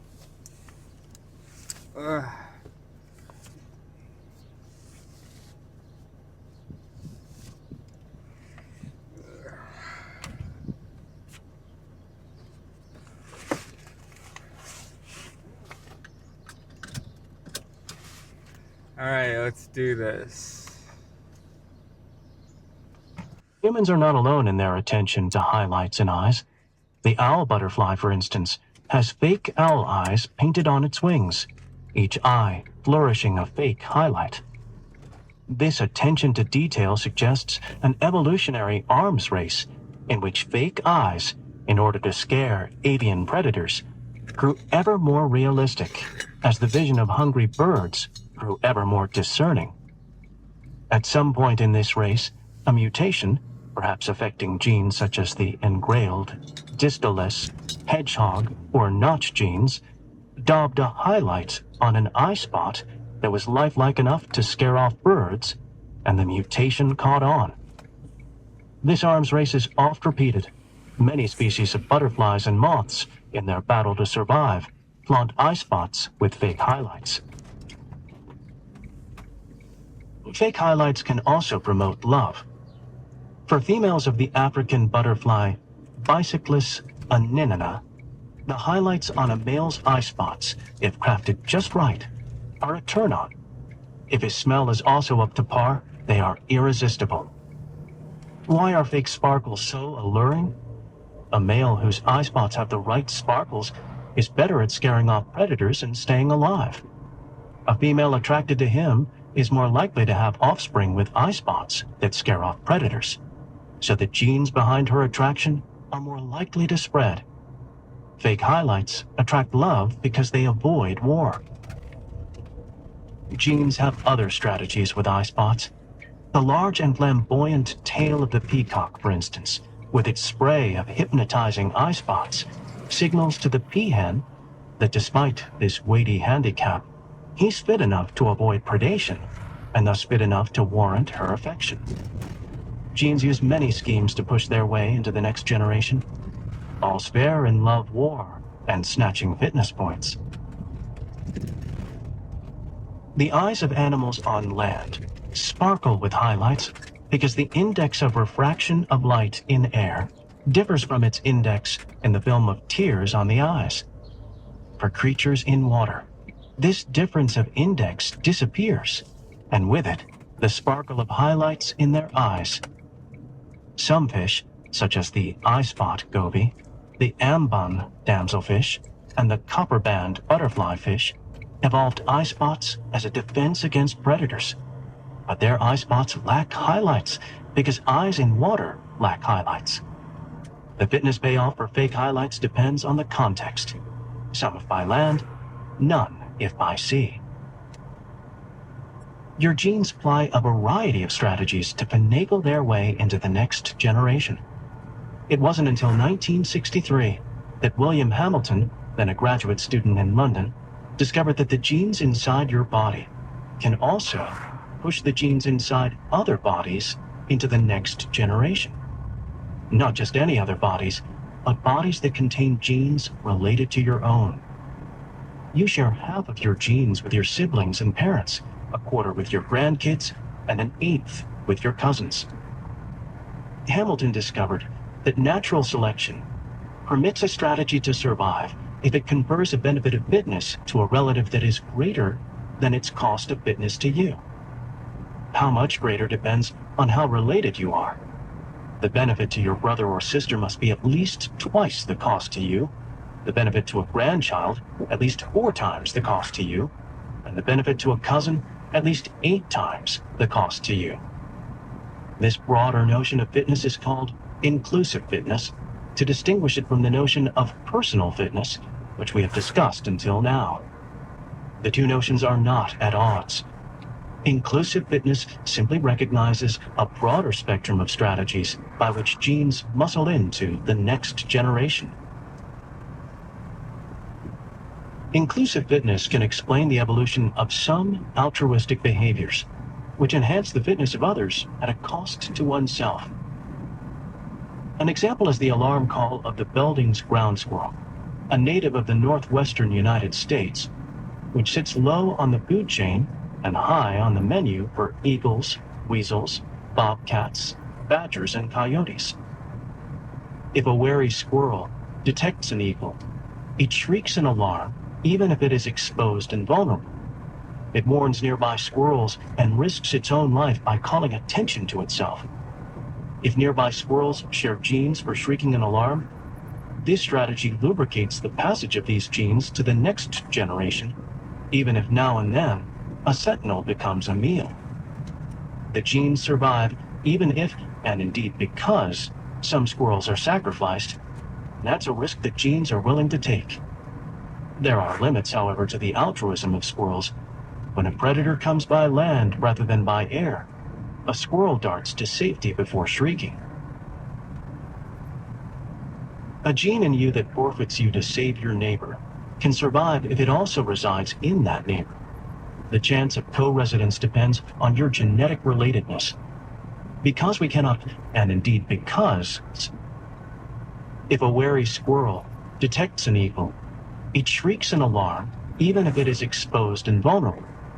It warns nearby squirrels and risks its own life by calling attention to itself.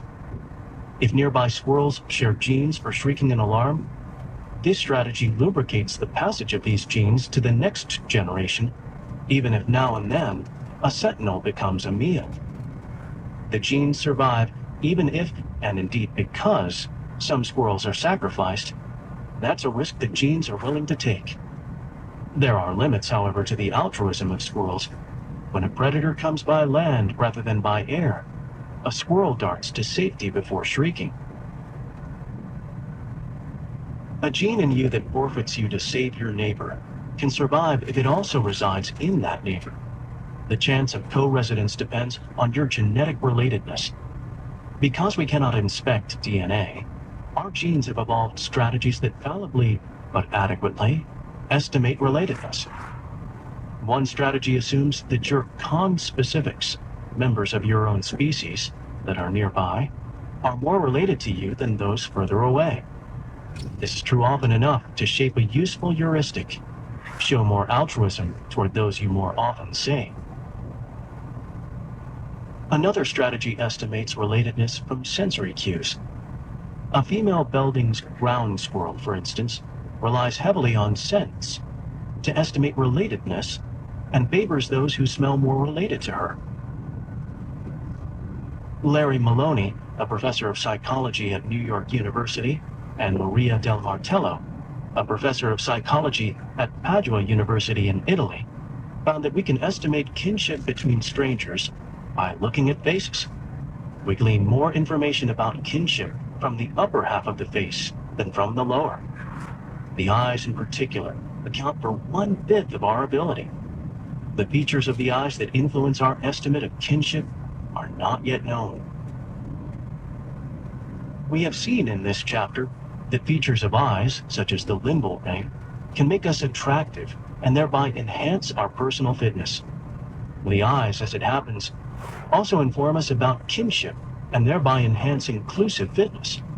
The eyes may be windows to the soul, but they are certainly windows to what matters most in evolution: fitness, both personal and inclusive.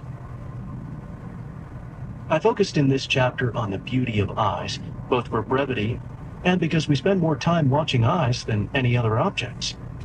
Our genes, of course, estimate fitness using hundreds of other sensory cues, such as height, weight, smell, and quality of voice. Genes shape male perceptions of female beauty. To be clear, this fact does not justify sexism, patriarchy, or oppression of women. The discovery that genes influence our emotions and behavior does not justify an oppressive status quo any more than the discovery that genes influence cancer justifies cancer. To the contrary, the advance of evolutionary psychology provides tools to understand and prevent oppression, just as the advance of molecular biology provides tools to understand and treat cancer. Evolutionary psychology reveals that our perception of beauty is an estimate of reproductive potential. This does not entail that we have sex only to procreate. Exaptation, in which a trait evolved for one function can co-opt a new function, is commonplace in nature. We use sex to procreate, but also to bond, play, heal, and enjoy pleasure. With these provisos, our study of beauty is just the background we need to grapple with our central question. Do we perceive reality as it is? We will find a counterintuitive answer.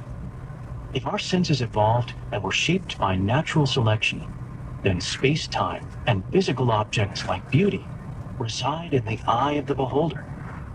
They inform us about fitness, not about truth or objective reality.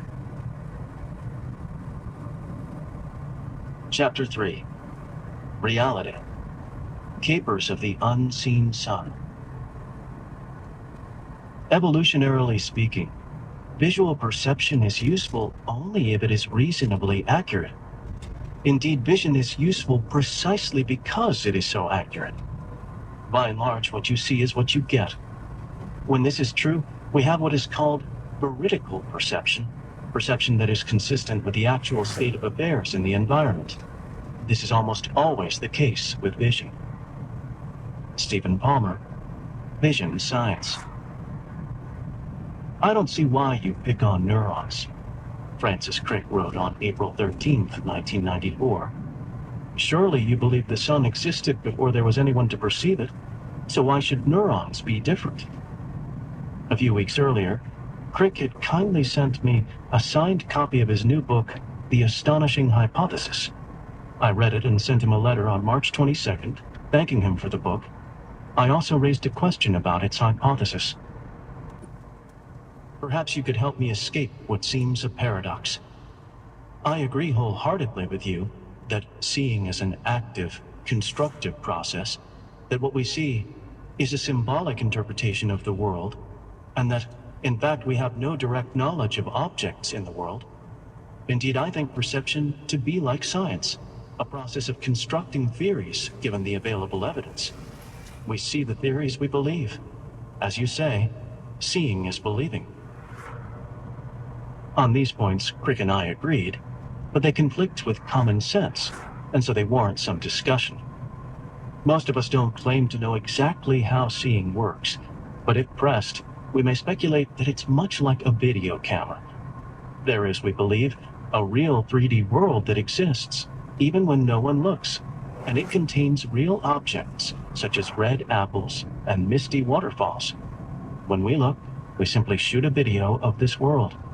There's really not much to it, and most of the time it works quite well. Our video shots are accurate. But common sense is in for a surprise.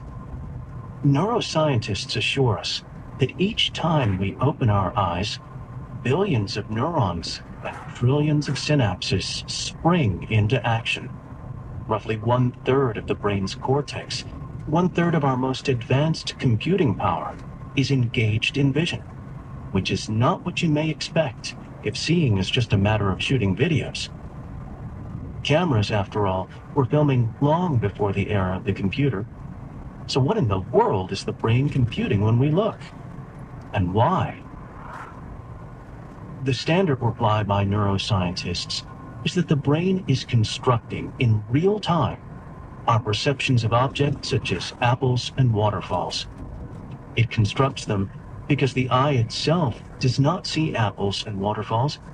Instead, it has about 130 million photoreceptors, and each of them sees just one thing: how many photons of light it just captured.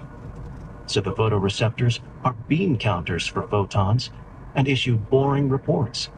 Something like this: photoreceptor number 1, 20 photons. Photoreceptor number 2, 3 photons.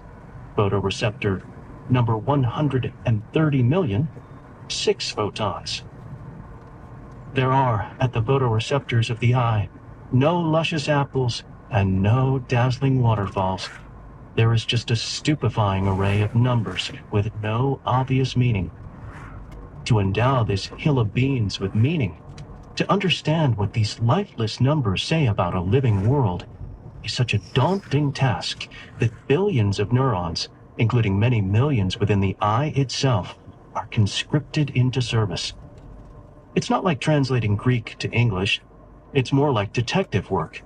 The numbers are cryptic clues, and the brain must sleuth like Sherlock. Or it's like theoretical physics. The numbers are experimental data, and the brain must pull an Einstein. With clever detective work and theorizing, your brain interprets a jumble of numbers as a coherent world, and that interpretation is what you see, the best theory your brain could muster. Which is why Crick claimed, and I agree, that seeing is an active, constructive process, that what we see is a symbolic interpretation of the world, that, in fact, we have no direct knowledge of objects in the world, and that seeing is believing your best theory. But then I set up my paradox. If we construct everything we see, and if we see neurons, then we construct neurons. But what we construct doesn't exist until we construct it. Too bad. It would be much cheaper to move into my dream mansion before constructing it. So neurons don't exist until we construct them. But this conclusion I wrote in that March 22nd letter contradicts, it would seem, the astonishing hypothesis, viz., that neurons exist prior to and are somehow causally responsible for our perceptions. I didn't expect that Crick would buy my argument, but I was interested to hear why. He wrote back on March 25, 1994, "It is a reasonable hypothesis that a real world consists of which we only have limited knowledge, and that neurons existed prior to anyone observing them as neurons." The emphasis is by Crick, which he indicated by underlining. Crick argued, and most neuroscientists would agree, that it's reasonable to assume that neurons exist prior to anyone perceiving them as neurons. But I wanted to better understand his thoughts on the relation between perception and reality, so in a letter on April 11th, 1994, I pressed further. We can, as you say, hypothesize that neurons exist in the world prior to any representations of them, but this hypothesis, though reasonable, is untestable. How shall we, in principle, falsify it? This prompted Crick to reply on April 13th, "I don't see why you pick on neurons. Surely you believe the sun existed before there was anyone to perceive it, so why should neurons be different?" But then, as I had hoped, he shared his thoughts on perception and reality. It seems to me, following Kant, one has to distinguish between the thing itself, the sun in the earlier example, which is essentially unknowable, and the idea of the thing, which is what our brains construct. Then the argument becomes what are perceived, are symbolic constructions. The sun in itself can be the subject of perception. Our idea of the sun is a symbolic construction. The idea of the sun does not exist prior to its construction, but the sun in itself did. You did it. Fair enough. Crick rejected, and so do I, metaphysical solipsism, which says that I and my experience are all that exist. According to this solipsism, if I see you, then you exist, but only as my experience. When I close my eyes, you cease to exist. I reside in a universe of my own making, a universe of my experiences. I am alone. I cannot join a society of solipsists or wonder without irony. why more people aren't solipsists. Crick embraced metaphysical realism. The sun in itself exists even when no one looks. I only construct my perception of that sun, my idea of the sun. There you go, got it. Most of us are metaphysical realists. It seems to be a view that comes naturally. Suppose, as we discussed in Chapter 1, that you open your eyes and have an experience that you describe as a red tomato a meter away. And then you close your eyes and your experience changes to a gray field. Is it still true, while you see gray, that there is a red tomato a meter away? Most of us would say yes. Now, this tomato that we believe exists, even when no one looks, is what Crick would call the tomato in itself. It is not the same as your experience of a tomato, or, as philosophers helpfully put it, your experience as of a tomato, your idea of the tomato. Crick said in his letter that the thing in itself, the tomato in itself, or the neuron in itself, is essentially unknowable, but most of us believe otherwise. We believe, for instance, that the tomato in itself is, like our experience, red and tomato-shaped and a meter away. We believe that experience accurately depicts the thing in itself. I suspected that Crick also believed this. He believed that our idea of the neuron accurately depicts the neuron in itself. The 3D shape of a neuron that a neuroscientist experiences when she looks through a microscope tells her the true shape of a neuron in itself. The clicks she hears from a microelectrode tell her the true activity of a neuron in itself. In his book, Crick said, "The astonishing hypothesis is that you, your joys and your sorrows, your memories and your ambitions, your sense of personal identity and free will, are in fact no more than the behavior of a vast assembly of nerve cells and their associated molecules. You're nothing but a pack of neurons." Crick clearly meant a pack of neurons in themselves, not a pack of ideas of neurons. So I wrote him another letter on May 2nd, 1994, asking for his thoughts about this central issue. The astonishing hypothesis is still untestable, for only the idea of neuron is observed in experiments, not the neuron in itself. And the only way to bridge this gap, so far as I can see, is to hypothesize that the neuron in itself is, in important ways, similar to our idea of neuron. These remarks, if correct, hold also for the sun in itself, and so on. Let's call this the bridge hypothesis. I didn't understand short, your bridge hypothesis. I think the astonishing hypothesis, even in its revised form, is untestable. Or rather, it is testable only if one assumes the bridge hypothesis, bridge this gap so far as I can see, is to hypothesize that clearly meant a pack of neurons in themselves, not a pack of ideas of neurons. Yeah, you're assuming that they're... So I wrote him another letter on May 2nd, Your 1994, representation is asking for his accurate thoughts enough? about this central issue. Similar enough? The astonishing hypothesis is still untestable, for only the idea of neuron is observed in experiments, not the neuron in itself.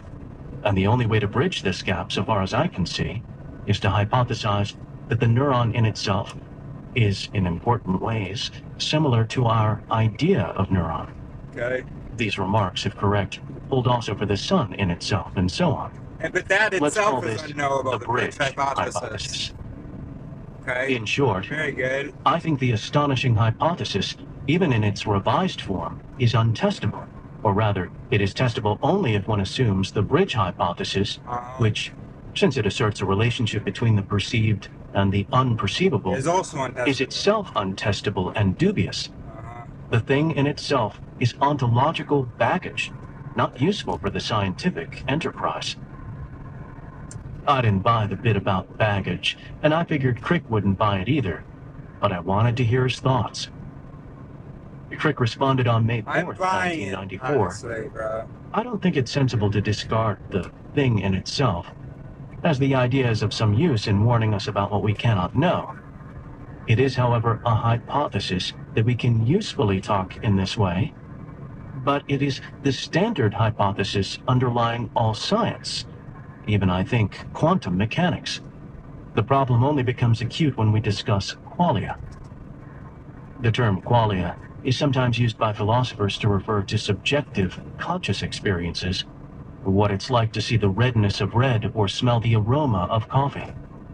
I will avoid this term because it often triggers debates about its precise definition. I will instead refer to conscious experiences. Crick continued. In fact, our present tentative view of the way the brain works would suggest that some aspects of qualia cannot be communicated. The problem, rather, is to explain why qualia exist at all.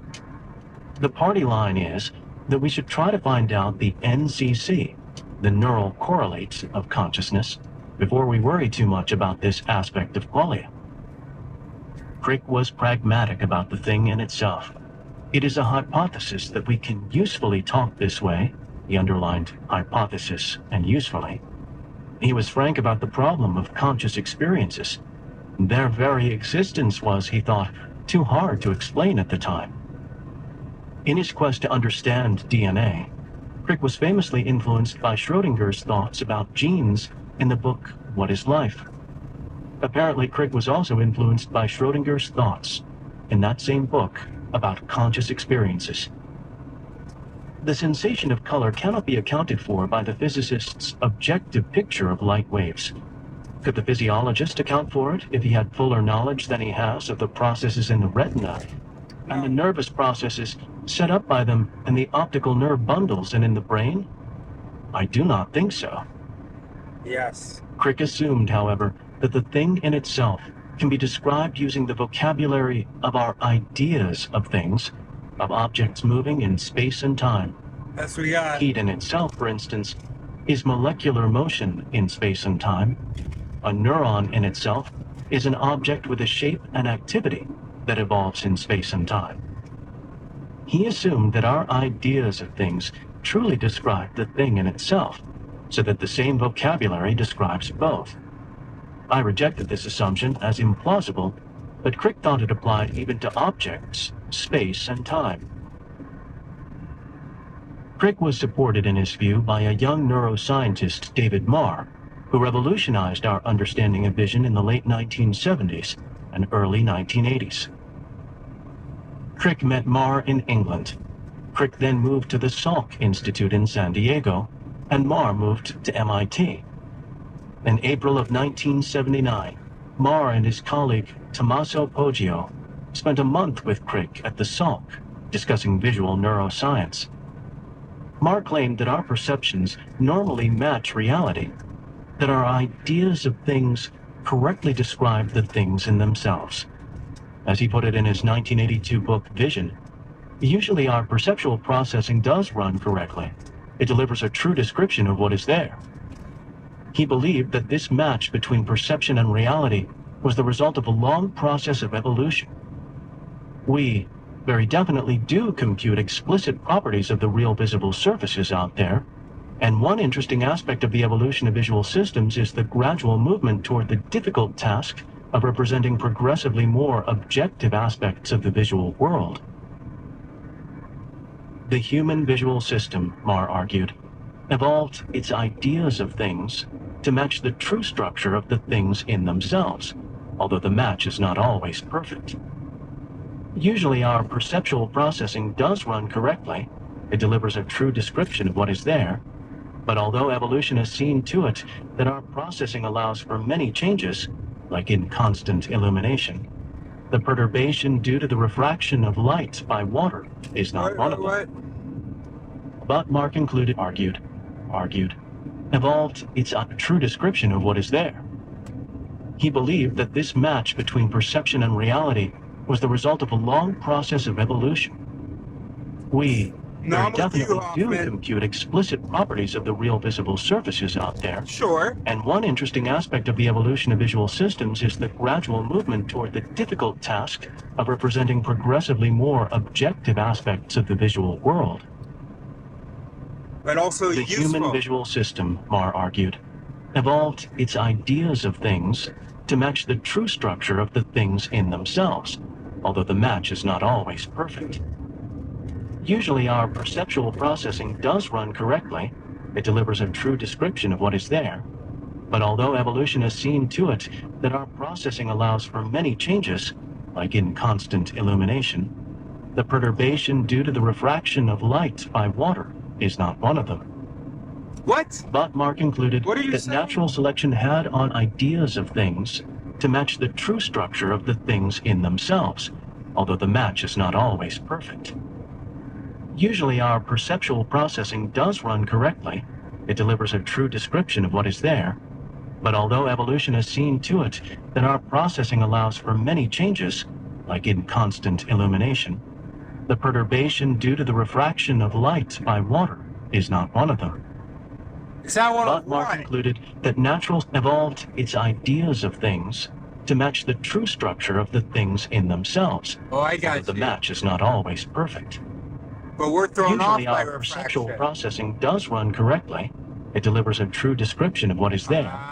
But although evolution has seen to it that our processing allows for many changes, like in constant illumination, the perturbation due to the refraction of light by water is not one of them. Botmar concluded that natural selection had, on balance, shaped our perceptions to match reality. I hear The you, payoff is more but flexibility. FBT, The baby. price, the complexity of the analysis, and hence the time and size of brain required for it.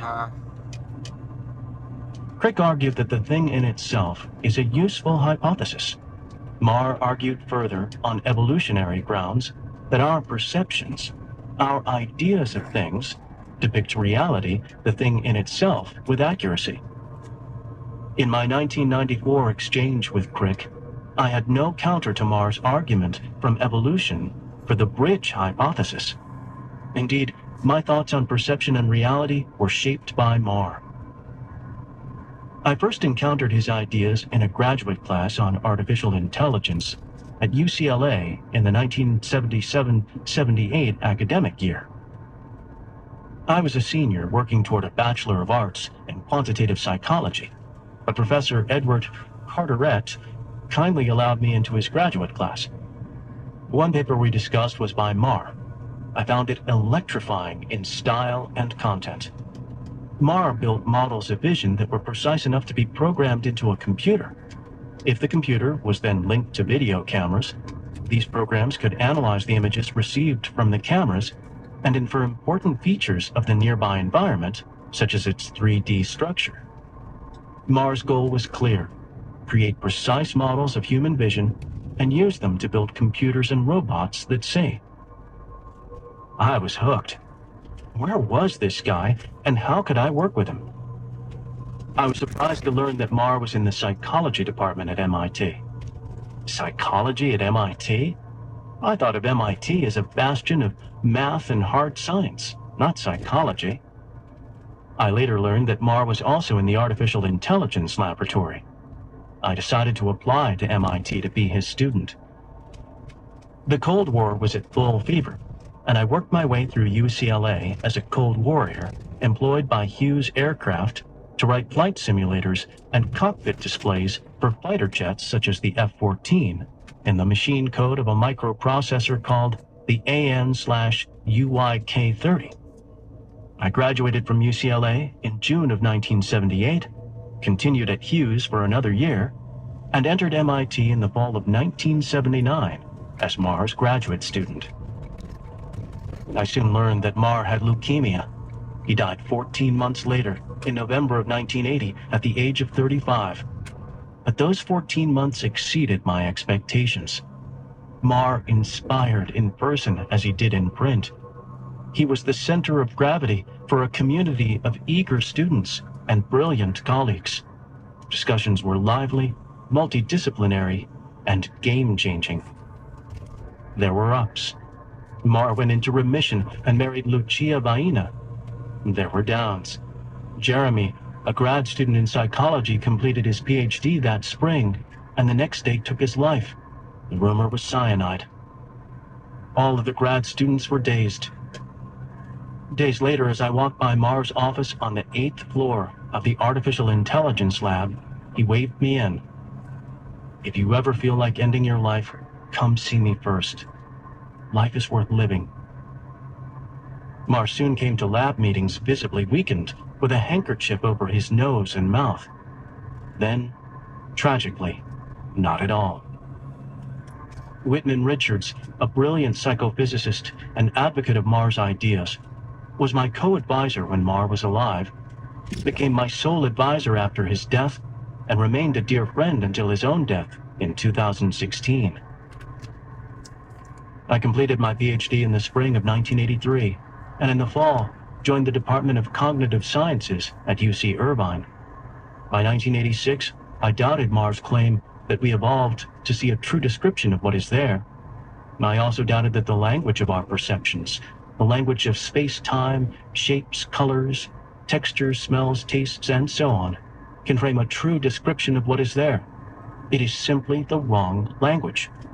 But I was unable in 1994 to offer Crick a good argument against Mars' claim. Indeed, there is, to the contrary, a stock argument in its favor. Those of our predecessors who saw reality more accurately had a competitive advantage over those who saw it less accurately. They were more likely to pass on their genes that coded for more accurate perceptions. We are the offspring of those who in each generation saw more accurately. So we can be confident that after thousands of such generations, we see reality as it is. Not all of reality, of course, just the parts that matter for survival in our niche. As Bill Geisler and Randy Deal put it, in general, perceptual estimates that are nearer the truth have greater utility than those that are wide of the mark. Thus, in general, it is true that much of human perception is veridical, accurate, under natural conditions. The evolutionary theorist Robert Trivers, whose insights into evolution transformed our understanding of social relations, makes a similar argument. Our sense organs have evolved to give us a marvelously detailed and accurate view of the outside world. Our sensory systems are organized to give us a detailed and accurate view of reality, exactly as we would expect if truth about the outside world helps us to navigate it more effectively. Vision scientists disagree on many technical issues, such as the role of action and embodiment in perception, and whether perception involves construction, inferences, computations, and internal representations, but they do agree on this. The language of our perceptions is suitable to describe what exists when no one looks, and in the normal case, our perceptions get it right. For instance, in his textbook Vision Science, Stephen Palmer tells students of perception that, evolutionarily speaking, visual perception is useful only if it is reasonably accurate. The idea is that perceptions that are truer, that better match the state of the objective world, are thereby fitter. So natural selection shapes our perceptions. Come on, I'm itching here! Most perceptual theorists propose that the brain creates internal representations of the outside world, and that these internal representations are responsible for our perceptual experiences. They claim that our experiences are veridical, meaning that the structure of these internal representations, and therefore of our experiences, matches the structure of the objective world. Alba Nua and Kevin O'Regan tell us, perceivers are right to take themselves to have access to environmental detail. Noah and O'Regan agree that the brain creates internal representations of the outside world, but claim that these internal representations are not responsible for our experiences.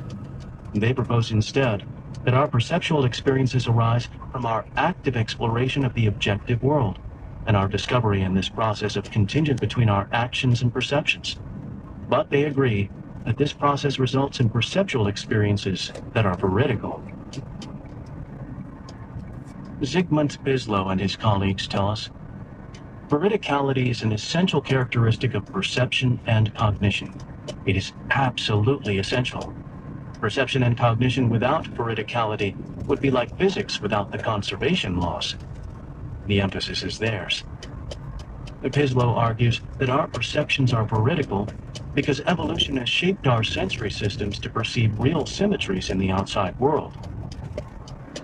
Some researchers, such as Jack Loomis, agree that there are similarities between our perceptions and objective reality, but contend that our perceptions can have systematic errors, especially of perceived shape. These researchers assume, however, that the language of our perceptions is the right language to frame true descriptions of what is there. But despite the consensus of experts, I doubted that natural selection favors perceptions that describe reality.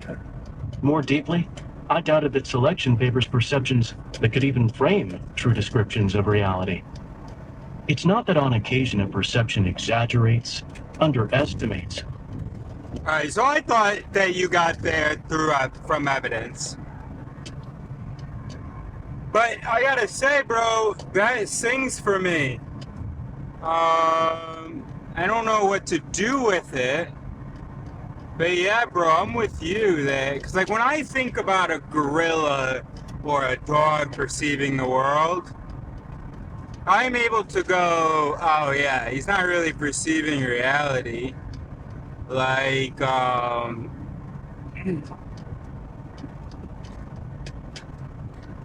well, recently I've been thinking about how he's experiencing more reality with this sense of smell. But with his not as great vision, and with his great hearing, but with his not so great vision, he's seeing in Sapaya, people say, right?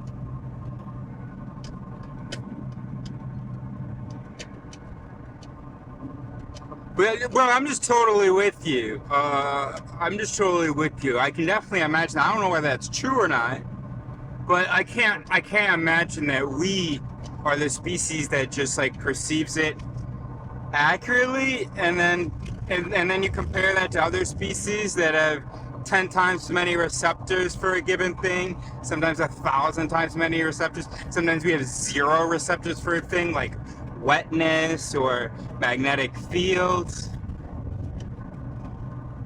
Yeah, bro, I'm with you, bro. I mean, you know, we'll see what the evidence says, but yeah. Also, but how do you test these things?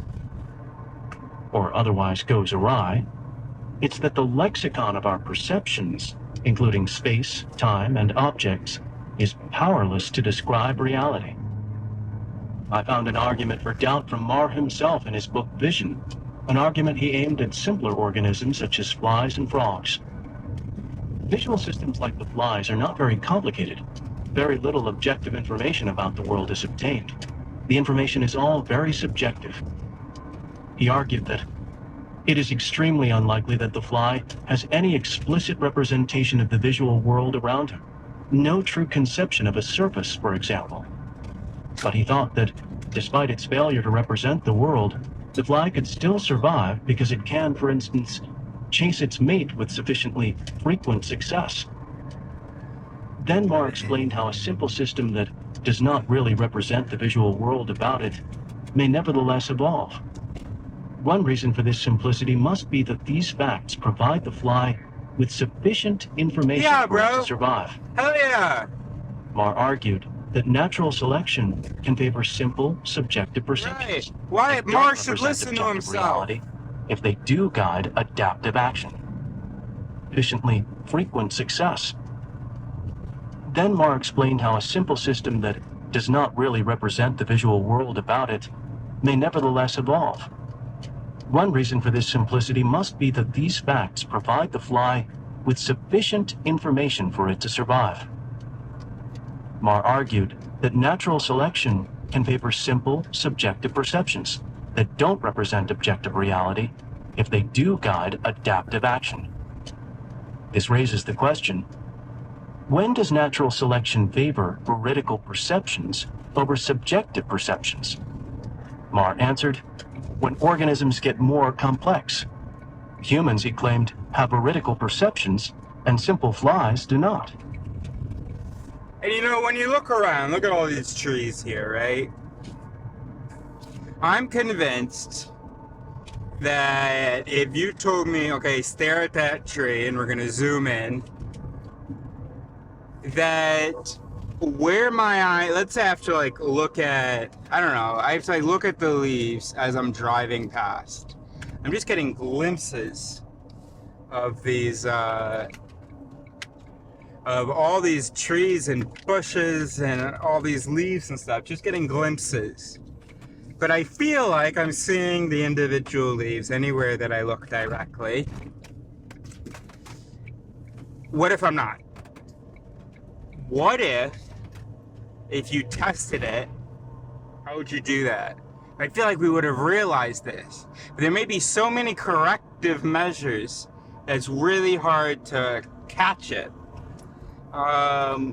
Because then you say, oh no, I didn't think the leaf was there, I was looking there. But you have to look at eye results. So if you could, like, while I'm driving, pinpoint exactly where my eyes are going. And then if I go and tell you, I was like looking at this leaf, then this leaf, then this leaf, and you find that actually, like, I was looking between leaves, if you have the technology to see this, I was looking between leaves. And let's say I can guarantee you, but what was in the center of my vision was a leaf. And you can guarantee me that the focal point of my vision was not on a leaf. Pew. Because then you just reconstruct it as you get closer. So I may think I'm looking in the same place, but that's like impossible because I'm moving. I have to keep like adjusting. I don't perceive any of these adjustments. I think that I'm fixing on the thing, not letting it out of my sight. But that's not how physics works. Is this correct? Perhaps not. The cognitive scientist Steven Pinker has explained why natural selection may not favor veridical perceptions. My last year at MIT as a graduate student was Pinker's first year, there as an assistant professor. I had the pleasure of taking one of his classes and becoming dear friends. It was obvious then that with his creativity, incisive logic, and encyclopedic mastery of the literature, he would make stellar contributions to the cognitive sciences, as in fact he has. His 1997 book, How the Mind Works, focused my attention on evolutionary psychology. Before I read his book, I knew about evolutionary psychology and the groundbreaking work of Leda Cosmides and John Tooby. Indeed, I had tried and failed to persuade my department in 1991 to offer Leda a faculty position. Evolutionary psychology was, and still is, controversial. It has been accused, for instance, of lacking hypotheses that are testable, justifying unsavory moral and political ideas, and claiming that human behavior is determined by genes, with little influence from the environment. These accusations are misguided. Pinker's book persuaded me to study perception as a product of natural selection. He makes a surprising claim. Our minds evolved by natural selection to solve problems that were life and death matters to our ancestors, not to commune with correctness. This observation is central. Our minds were shaped by natural selection to solve life and death problems. Full stop. They were not shaped to commune with correctness. Whether our beliefs and perceptions happen to be true is a question that requires careful study. In his critique of How the Mind Works, Jerry Fodor argued that no such study is needed because nothing in science shows or even suggests that the proper function of cognition is other than the fixation of true beliefs. In reply, Pinker offered several reasons why beliefs may evolve to be false. For instance, computing the truth is costly in time and energy, and so we often use heuristics that risk being false or out of date. And then also community. Pinker conceded, however, that we do have some reliable notions about the distribution of middle-sized objects around us. What about those middle-sized objects around us? Tables, trees, and tomatoes. When we see them, it feels like we see the truth. Most vision scientists concur. If I see a tomato and then close my eyes, the tomato is still there. But could we be wrong? Is it possible that there is no tomato if no one looks? No space and time? I don't no feel like neurons, you've explained no neural what that activity means. to cause or be our conscious experiences? Is it possible that we do not see reality as it is? That, sure. But what do you mean there's Stephen no Hawking tomato? and Leonard Mlodinow argue for a model-dependent realism. According to model-dependent realism, it is pointless to ask whether a model is real, only whether it agrees with observation. Yeah, If there that's are good. two models that both agree with observation, think about then that? one cannot say that one is more real than another. Yeah, great. Hawking and Mlodinow then ask, how do I know that a table still exists if I go out of the room and can't see it? One could have a model in which the table disappears when I leave the room and reappears in the Oh, then same how do you position when I compare come those? back. But that would be awkward. The model in which the table stays put is much simpler and agrees with observation. Ah, cool. Indeed, if two models agree with observation, then prefer the simpler. The simply, But yeah. the model in which the neuron stays put has so far, and despite valiant efforts by talented neuroscientists, failed to explain the origin, nature, and data of conscious experience. No theory that starts with neurons and neural activity can account for observations about conscious experiences and their What do you mean by correlations that? with neural activity. Why? Perhaps the Why? model in which the neuron stays put is an impediment to our progress in understanding the origin of consciousness. What? Philosophers have for centuries debated the puzzle of perception and reality. Can we transform this philosophical puzzle into a precise scientific question? Can Darwin's theory of natural selection provide a definitive answer? In 2007, I decided to try. It was time to see if neurons stay put, or if we should pick on them. Chapter 4. Sensory. Fitness beats truth. Little did I realize that in a few years I would encounter an idea, Darwin's idea, bearing an unmistakable likeness to universal acid. It eats through just about every traditional concept and leaves in its wake a revolutionized worldview, with most of the old landmarks still recognizable, but transformed in fundamental ways. Daniel Dennett, Darwin's dangerous idea. If you ask me what my ambition would be, it would be that everybody would understand what an extraordinary, remarkable thing it is that they exist in a world which would otherwise just be plain physics. The key to the process is self-replication. Richard Dawkins, in John Brockman's Life. Chapter 4. Sensory. Fitness beats truth. Little did I realize that in a few years I would encounter an idea, Darwin's idea, bearing an unmistakable likeness to universal acid.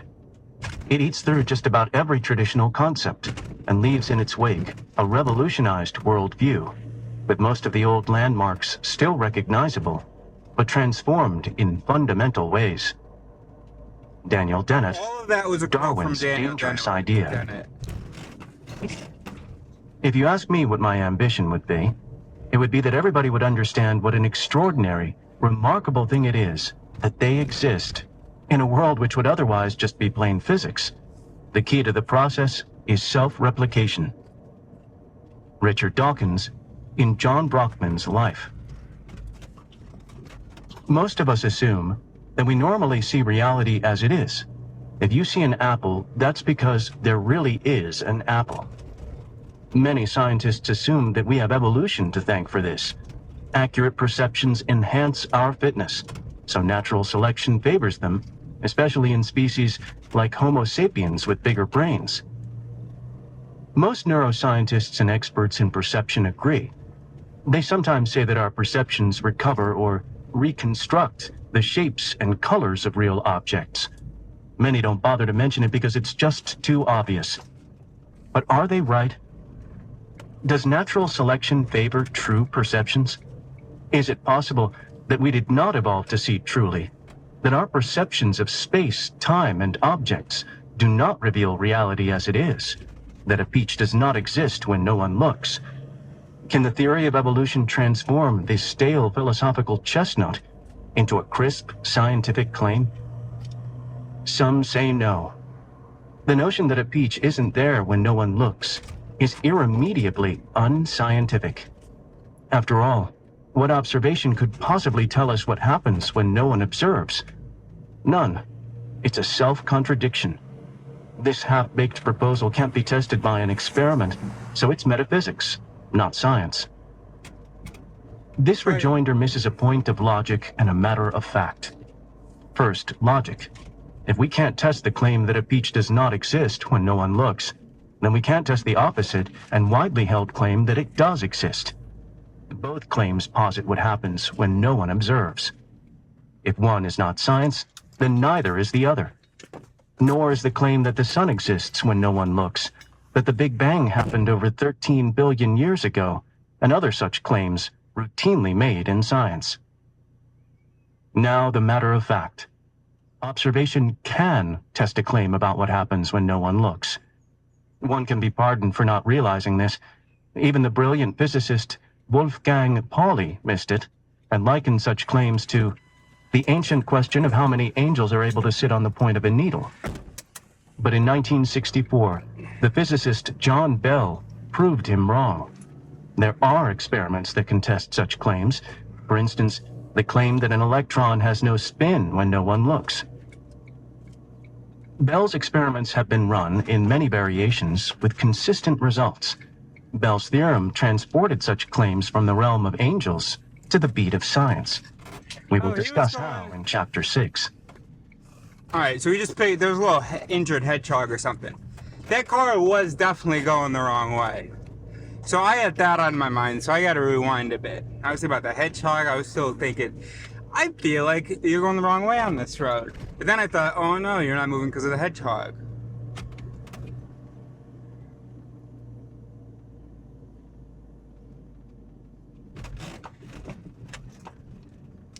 Bro, hedgehogs can't like shoot their quills. It wasn't until I started to pick it up, I was like, oh shit. And so I was like, oh my god. But I guess that's just porcupines. Well, he didn't do anything anyway. Thus, these claims are in the purview of science. But are they in the purview of evolution? Can we ask precisely if natural selection... There are experiments and other such claims routinely made in science. Now the matter of fact.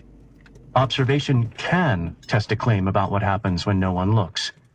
One can be pardoned for not realizing this widely held claim that it does exist. Because you could observe the effects of After all, can't you? what observation could possibly tell us what happens when no one observes? None. It's a self-contradiction. This half-baked proposal can't be tested by an experiment, so it's metaphysics, not science. This rejoinder misses a point of logic and a matter of fact. First, logic. If we can't test the claim that a peach does not exist when no one looks, then we can't test the opposite and widely held claim that it does exist. Both claims posit what happens when no one observes. Okay. If one is not science, then neither is the other. Right. Nor is the claim that the sun exists when no one looks, that the Big Bang happened over 13 billion years ago, and other such claims routinely made in science. Now the matter of fact. Observation can test a claim about what happens when no one looks. One can be pardoned for not realizing this. Even the brilliant physicist Wolfgang Pauli missed it, and likened such claims to the ancient question of how many angels are able to sit on the point of a needle. But in 1964, the physicist John Bell proved him wrong. There are experiments that can test such claims. For instance, the claim that an electron has no spin when no one looks. Bell's experiments have been run in many variations with consistent results. Bell's theorem transported such claims from the realm of angels to the beat of science. We will discuss how in Chapter 6. Oh my gosh. Thus, these claims are in the purview of science. What? But are they in the purview of evolution? Can we ask precisely if natural selection favors true perceptions? Can we expect the theory of evolution to render a verdict? Some argue that it not. Perceptions that are true must also enhance fitness. Truth and fitness, they claim, are not rival strategies, but rather the same strategy seen from different perspectives. Thus, evolution cannot render an impartial verdict. This argument fails because it forgets a simple point about fitness. According to standard accounts of evolution, although fitness payoffs depend on the true state of the world, They also depend on the organism, its state, its action, and its competition. Feces, for instance, offer big payoffs for hungry flies, but not for hungry humans. A hydrothermal vent, belching hydrogen sulfide at 80 degrees Celsius into water a few kilometers deep, offers big payoffs for the Pompeii worm, Albinella pompeiana, but hideous death to all but a handful of extremophiles. The distinction between a state of the world, say, a pile of feces, and the fitness payoffs it offers to an organism, say, a fly or a man, is essential in evolution. According to standard accounts of evolution, payoffs can vary wildly when the true state of the world remains fixed. It follows that seeing truth and seeing fitness are two distinct strategies of perception, not one strategy seen in different lights. The two strategies can compete. One may dominate and the other go extinct. So it is a central question, not a conceptual mistake, to ask, does natural selection favor perceptions tuned to truth or to fitness? Some argue that the theory of evolution cannot address this question because the answer may refute the theory. Evolution assumes that there are physical objects in space and time, such as DNA, RNA, chromosomes, ribosomes, proteins, organisms, and resources. It could not, without refuting itself, conclude that natural selection drives true perceptions to extinction. For then, the very language of space, time, and physical objects would be the wrong language to describe objective reality. Our scientific observations of physical objects in